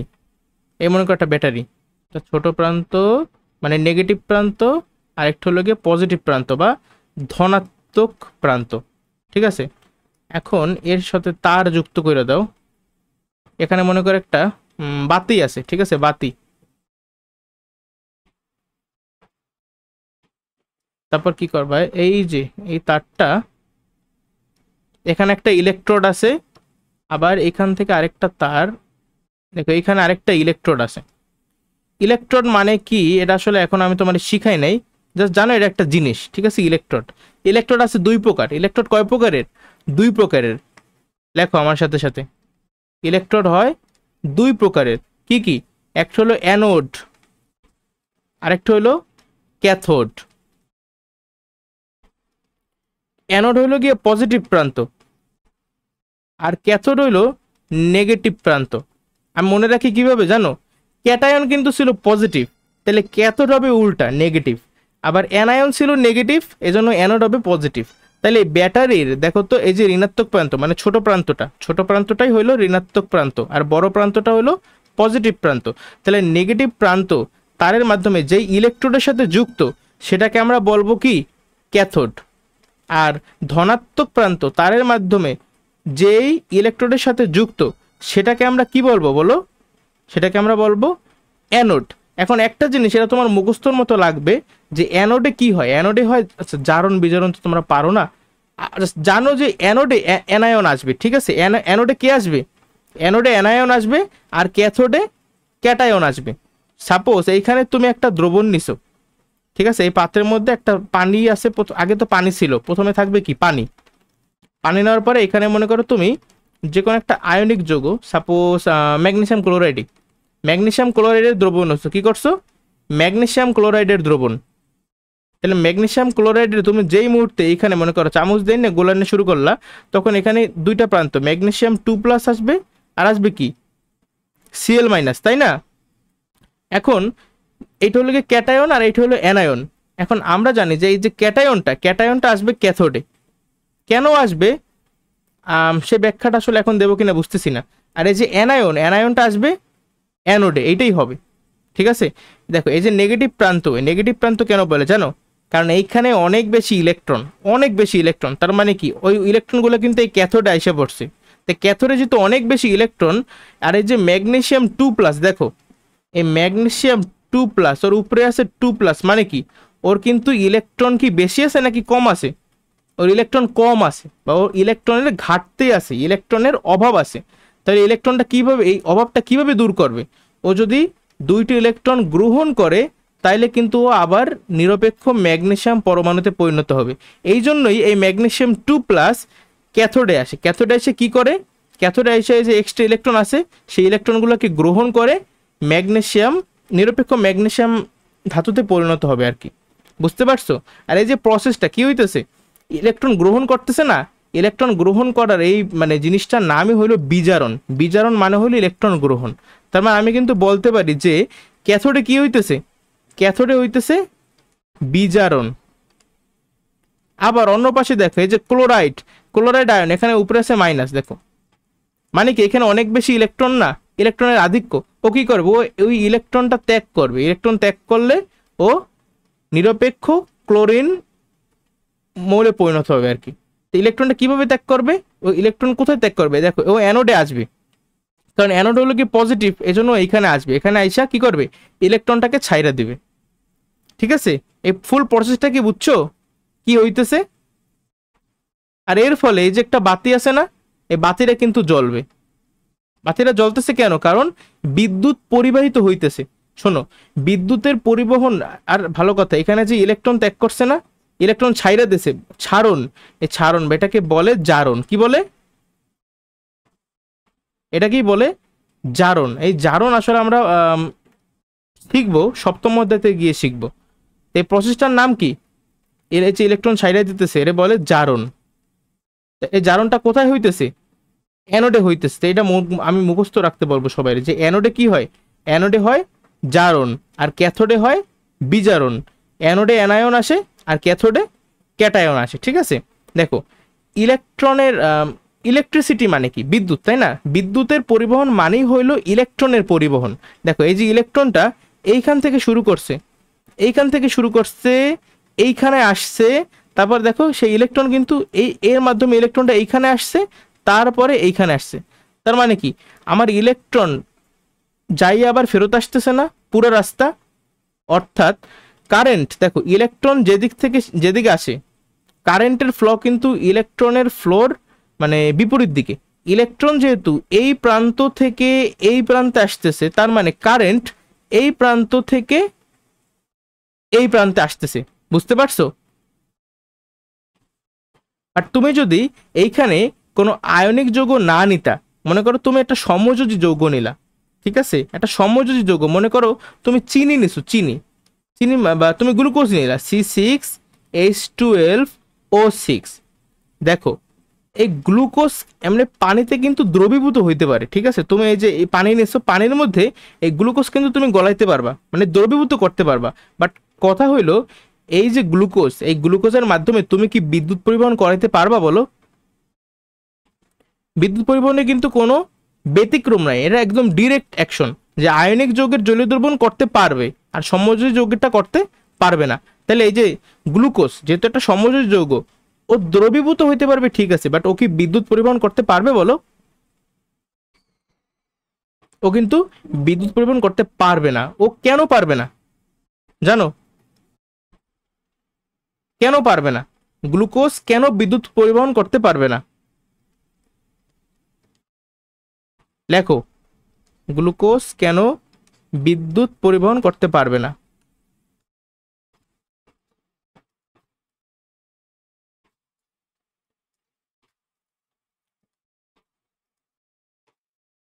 গ্লুকোজ একটু আগে আমরা দেখছি স্যার, কেন করতে পারবে না লেখা হয়েছে। এর এক কথায় উত্তর হলো নিরবচ্ছিন্ন ধনাত্মক ও ঋণাত্মক আয়ন নেই। নিরবচ্ছিন্ন কথাটা ইংলিশ হলো কন্টিনিউয়াস, ঠিক আছে? নিরবচ্ছিন্ন বানানা ভুল হতে পারি, নিরবচ্ছিন্ন অথবা নিরবিচ্ছিন্ন, আমি ঠিক জানি না, তোমরা একটু সার্চ করে দেখো বানান কি। নিরবিচ্ছিন্ন আয়নের পরিবহন, আয়নের পরিবহন সম্ভব না।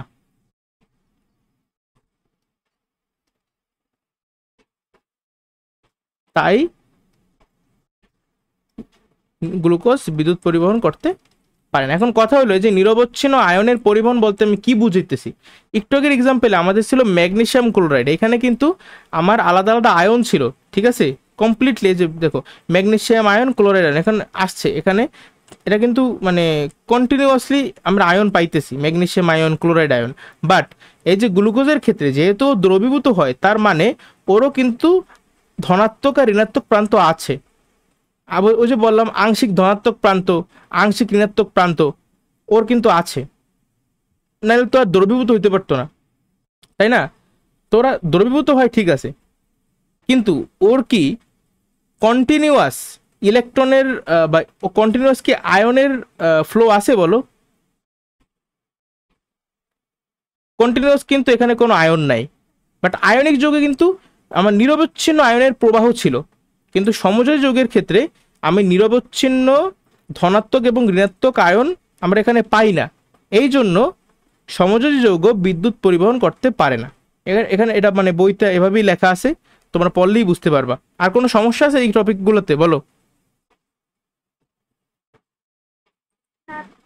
দ্রাব্যতা দ্রবণীয়তা নিয়ে আরেকটু কথা আমি তোমাদের সাথে বলতে চাই, সেটা হলো একটা নিয়ম, লাইক ডিজলভস লাইক। এটা নাম শুনছো হয়তো বা, লাইক ডিজলভস লাইক, এটা আমি মানে আমার মাথায় আসছিল না। লাইক ডিজলভস লাইক, ডিজলভ মানে হলো কি দ্রবীভূত হওয়া, ঠিক আছে? বলে না লাইক ফাদার লাইক সন, মানে বাপ যেমন পোলাও তেমন। তাহলে লাইক ডিজলভস লাইক মানে কি সমযোজী যৌগ মানে যে যেমন সে তেমন জিনিসই কিন্তু পছন্দ করে, ঠিক আছে? সাপোজ পানি, পানি একটা কেমন যৌগ? পানি কি আয়নিক যৌগ নাকি সমযোজী যৌগ? পানি একটা সমযোজী যৌগ। আর সমযোজী যৌগ কিন্তু দুই প্রকারের হইতে পারে, পোলার নাইলে অপোলার। পানি কেমন বলো তো? পানি কি পোলার নাকি অপোলার? পানি কিন্তু একটা পোলার সমযোজী যৌগ, ঠিক আছে? আর যদি তুমি পানিকে দ্রাবক হিসেবে ব্যবহার করো, তাহলে আমরা কিন্তু বলতে পারি পানি একটা পোলার সমযোজী দ্রাবক, ঠিক আছে? এই পর্যন্ত ক্লিয়ার?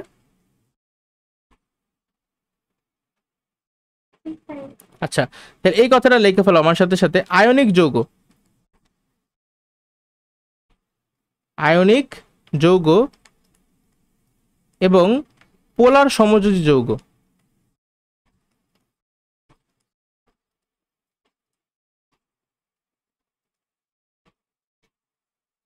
আয়নিক যৌগ এবং পোলার সমযোজী যৌগ পোলার দ্রাবকে দ্রবণীয়, পোলার দ্রাবকে দ্রবণীয়, এই কথাটা। ওই যে বললাম না যে যেমন সে তেমন পছন্দ করে। তাহলে দেখো পোলার দ্রাবক মানে কি? এটা এমন একটা দ্রাবক যেখানে মানে পোলার সমযোজী হইতে পারে, যেখানে সোজা কথা প্রান্তের সৃষ্টি হয়েছে, ধনাত্মক প্রান্ত আর ঋণাত্মক প্রান্তের সৃষ্টি হয়েছে, সেগুলো হলো কি পোলার যৌগ। বা যদি আমরা সেগুলোকে দ্রাবক হিসেবে ব্যবহার করি, তাহলে আমরা বলতে পারি পোলার দ্রাবক বা পোলার সমযোজী দ্রাবক, তুমি যাই বলো। তাই এরকম একটা পরিচিত পোলার দ্রাবকের নাম আমারে বলো তো, সব থেকে পরিচিত। পানি, তাই না? পানি হলো সব থেকে পরিচিত পোলার দ্রাবক। কোনো কনফিউশন আছে এখন পর্যন্ত? তাহলে এই পানিতে দেখো দ্রবণীয় কে কে হবে? আয়নিক যৌগগুলো দ্রবণীয় হবে। কেন? কারণ আয়নিক যৌগের মধ্যেও আমার বিচ্ছিন্ন ধনাত্মক এবং ঋণাত্মক আয়ন আছে। এই জন্য আয়নিক যৌগগুলো কিন্তু পানিতে দ্রবণীয় হবে। কিভাবে দ্রবণীয় হবে আমি কিন্তু চিত্র সহ এখানে ব্যাখ্যা করছি, যে আয়নিক যৌগগুলো কিভাবে অ্যাকচুয়ালি দ্রবণীয় হবে, এবং ব্যাখ্যা মুখে বইলে দিছি। আবার যেগুলো পোলার সমযোজী যৌগ সেগুলোও কিন্তু এখানে দ্রবণীয় হবে। এই পোলার সমযোজী যৌগ কে কে মনে আছে? যখন বলছিলাম যে পানিতে কিছু কিছু সমযোজী যৌগ আছে যেগুলো দ্রবণীয়, সেই উদাহরণে কে কে ছিল? গ্লুকোজ, সুক্রোজ আর অ্যালকোহল। এরা কি পানিতে দ্রবণীয় হইতো না সমযোজী যৌগ হওয়া সত্ত্বেও? অর্থাৎ এরাই হইল পোলার সমযোজী যৌগ। যদি এদের মধ্যে পোলের সৃষ্টি না হইতো, যদি এরা পোলারিটি প্রদর্শন না করত, নতুন একটা টার্ম আমি দিছি, কি? পোলারিটি। ওই পোল সৃষ্টি হওয়া মানে হইল পোলারিটি, ঠিক আছে? তাহলে যেহেতু এরা পোলার সমযোজী যৌগ, কি এরা পোলার সমযোজী যৌগ, অর্থাৎ এদের কি পোলারিটি এরা প্রদর্শন করবে, বা এখানে পোলের সৃষ্টি হবে। যদি সৃষ্টি না হইতো তাইলে এরা কখনোই পানিতে দ্রবণীয় হইতে পারতো না। এ পর্যন্ত ক্লিয়ার? তো তুমি বলো তো, অপোলার সমযোজী যৌগগুলা কি পানিতে দ্রবণীয় হবে?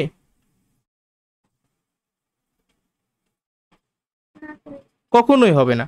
আর একটা কথা, আচ্ছা তাহলে এই লাইক ডিজলভস লাইকের আন্ডার আমি যে কথাগুলো বললাম, এখানে কোনো সমস্যা আছে তোমার?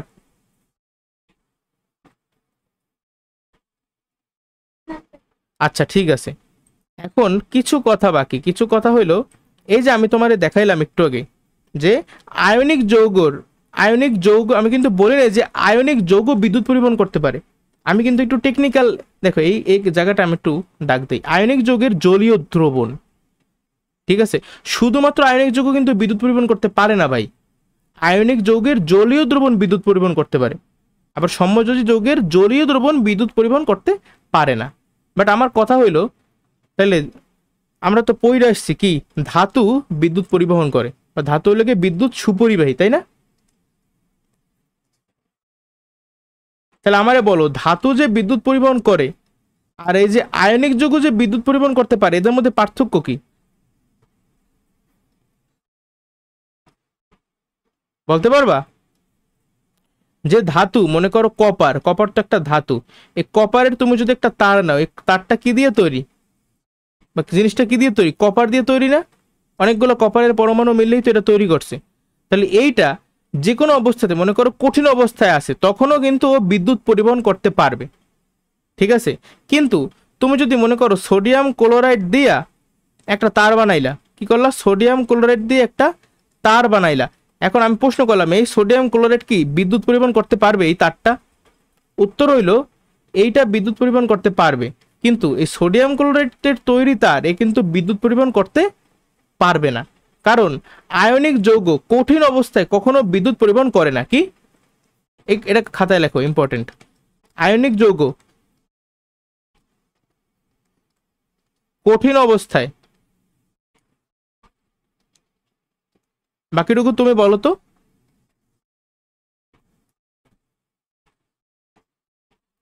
আয়নিক যৌগ,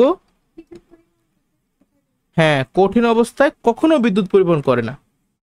এগুলো দিয়ে এমসিকিউ আসে, একটু পরে আমি দেখাবো তোমারে কখনো বিদ্যুৎ পরিবহন করে না।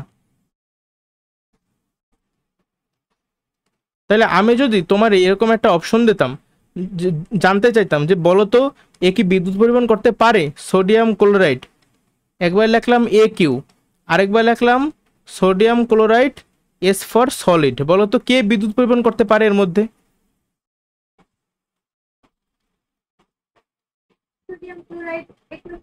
একুয়াস সলিউশন বা জলীয় দ্রবণ, এই সময় ও বিদ্যুৎ পরিবহন করতে পারে।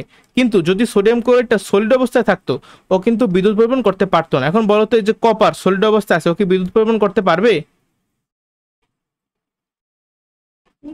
এই যে অরাম বা গোল্ড, ও কি বিদ্যুৎ পরিবহন করতে পারবে সলিড অবস্থায়? ও কিন্তু পারবে, কারণ ও ধাতু। তাহলে এখন কি পার্থক্যটা বুঝছো ধাতুর বিদ্যুৎ পরিবাহিতা আর এই যে আয়নিক যৌগের বিদ্যুৎ পরিবাহিতা এই দুইটার মধ্যে? এগুলো দিয়া অনেক বেশি এমসিকিউ আসে। আচ্ছা, এখন আমাদের লাস্ট টপিক বলতে পারো, অলরেডি শেষ, তারপরে কিছু জিনিস বাকি। সেটা হইলো কে কে পানিতে অদ্রবণীয়। পানিতে অদ্রবণীয় মানে কি? পানিতে দ্রবীভূত হয় না। পানিতে অদ্রবণীয় কারা?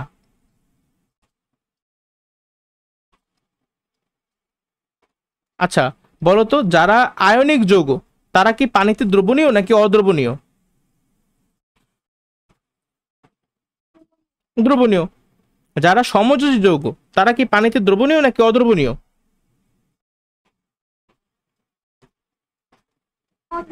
সাধারণত অদ্রবণীয়, তবে কিছু ব্যতিক্রম আছে। ব্যতিক্রম কারা? ওই যে যারা পোলার সমযোজী যৌগ তারা পোলার দ্রাবক পানিতে দ্রবণীয় হবে, কিন্তু যারা অপোলার সমযোজী যৌগ তারা কি পানিতে দ্রবণীয় হবে?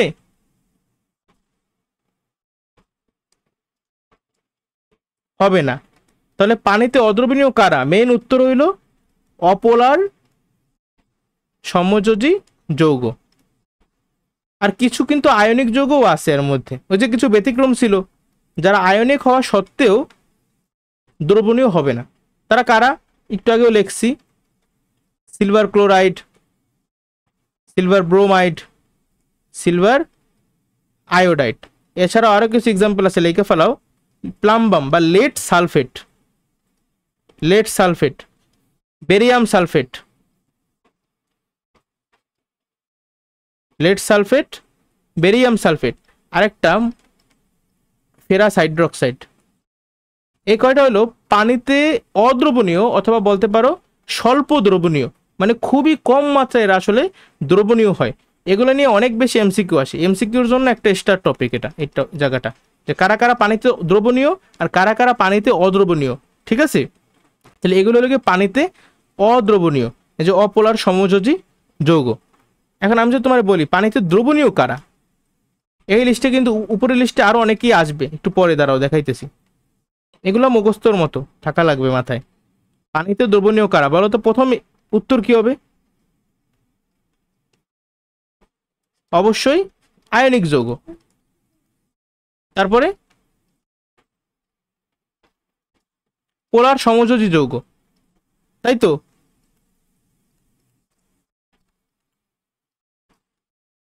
আর ব্যতিক্রমগুলো লিখে ফেলাইতে হবে।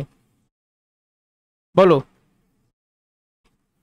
কোন কোন আচ্ছা, পোলার সমযোজী যৌগ যখন তুমি লেখছো এর মধ্যেই কিন্তু ওই যে গ্লুকোজ, সুক্রোজ আর অ্যালকোহল এগুলো আইসা পড়ছে, তাই এগুলো আলাদা করে আমার লেখা লাগবে না।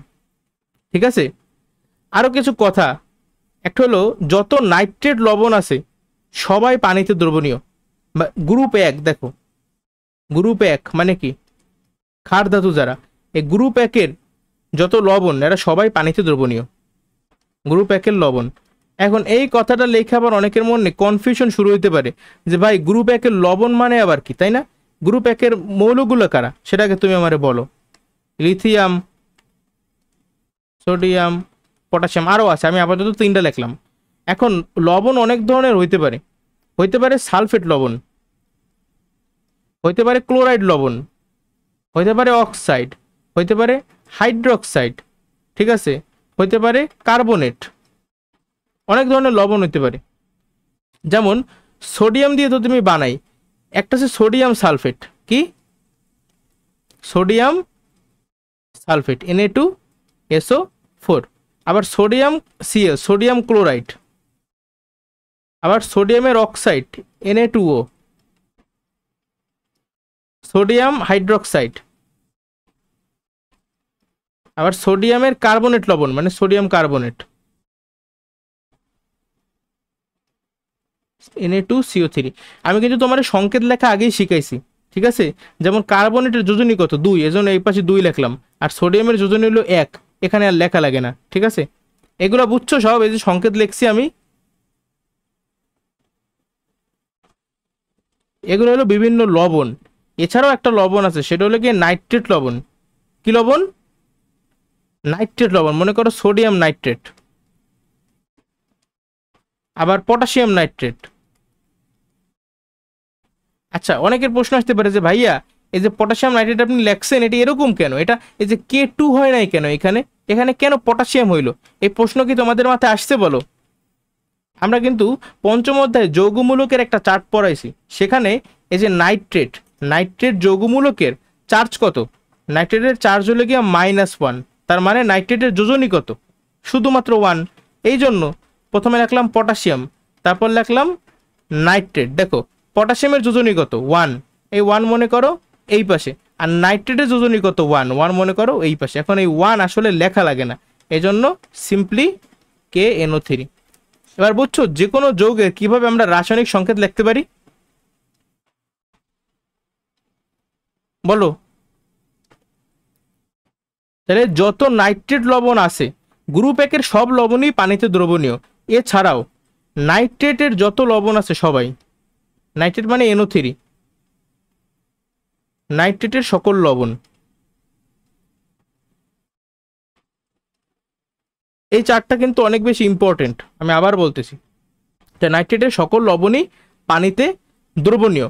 আবার পানিতে অদ্রবণীয় এই লিস্টে আরো কিছু নাম অ্যাড করতে হবে। তারা কারা? তারা হলো গ্রুপ 2 এর অক্সাইড, গ্রুপ 2 এর অক্সাইড, হাইড্রোক্সাইড আর কার্বনেট। আপাতত এই কটা জিনিস জাস্ট মনে রাখো, তাইলে more than enough. Oxide,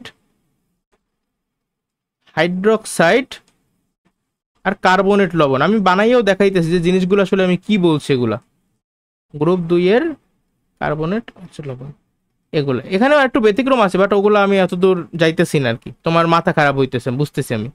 group 2 এ কে কে আছে? বেরিলিয়াম, ম্যাগনেসিয়াম, ক্যালসিয়াম, এগুলোই তো। তাহলে ম্যাগনেসিয়ামের কে কে আছে দেখো। ম্যাগনেসিয়ামের আমি যদি ম্যাগনেসিয়ামের অক্সাইড বানাবো, তারপর হাইড্রোক্সাইড বানাবো, তারপরে কার্বনেট লবণ বানাই তোমারে দেখাবো। দেখো ম্যাগনেসিয়াম অক্সাইড কে, ম্যাগনেসিয়াম অক্সাইড এই হলো কি ম্যাগনেসিয়াম অক্সাইড।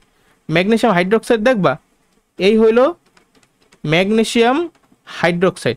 ম্যাগনেসিয়াম কার্বনেট দেখবা এই হলো ম্যাগনেসিয়াম কার্বনেট। দেখো কার্বনেট এমন একটা যৌগমূলক, ওর চার্জ হইলো -2, তার মানে ওর যোজনী কিন্তু 2। তাহলে এখন দেখো কার্বনেটের যোজনী ম্যাগনেসিয়ামের পাশে 2, আবার ম্যাগনেসিয়ামের যোজনীও কিন্তু 2, ওটা আবার এইখানে, তো 2 2 কিন্তু কাটাকাটি হয়ে গেছে, এই জন্য ম্যাগনেসিয়াম কার্বনেটের সংকেতটা এরকম। আবার এইখানে দেখো ম্যাগনেসিয়ামের যোজনী 2, হাইড্রোক্সাইডের যোজনী 1, ম্যাগনেসিয়ামের যোজনীও 2, অক্সিজেনের যোজনীও 2, 2 2 কাটাকাটি। এবার বুঝতে পারছো কিভাবে আমি তৈরি করছি এগুলা? কিভাবে calcium oxide, calcium hydroxide, calcium carbonate, দেখছো এগুলো লিখে ক্যালসিয়ামের অক্সাইড, ক্যালসিয়ামের হাইড্রোক্সাইড আর ক্যালসিয়ামের কার্বনেট লবণ। এবার কি বুঝছো বলো? আচ্ছা, তাহলে এই জিনিসগুলো কি পানিতে দ্রবণীয় হবে?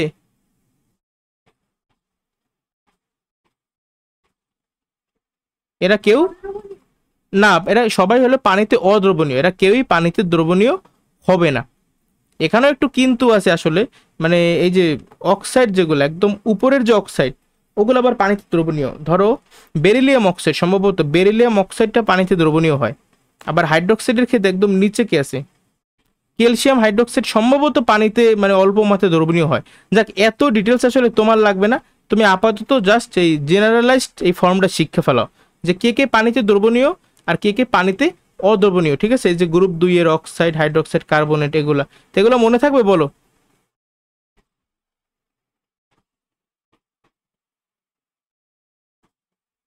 ইভেন এই লিস্টে আরেকটা অ্যাড করতে পারো, সেটা হলো গিয়ে লেড আয়োডাইড। লেড আয়োডাইডের সংকেত আচ্ছা এরকম আদৌ নাকি Pb2I2, সম্ভবত এইটা, আমি শিওর এটা একটু দেখতে পারো, লেড আয়োডাইড। ঠিক আছে, এতে এই একসাথে আমি তোমার করার চেষ্টা করছি, কারণ এগুলো আমি দেখছি তোমাদের এই পার্ট থেকে প্রচুর MCQ আসে, এই জন্য আমি এগুলো সব এক করছি যে আসলে কি হবে। পারবা?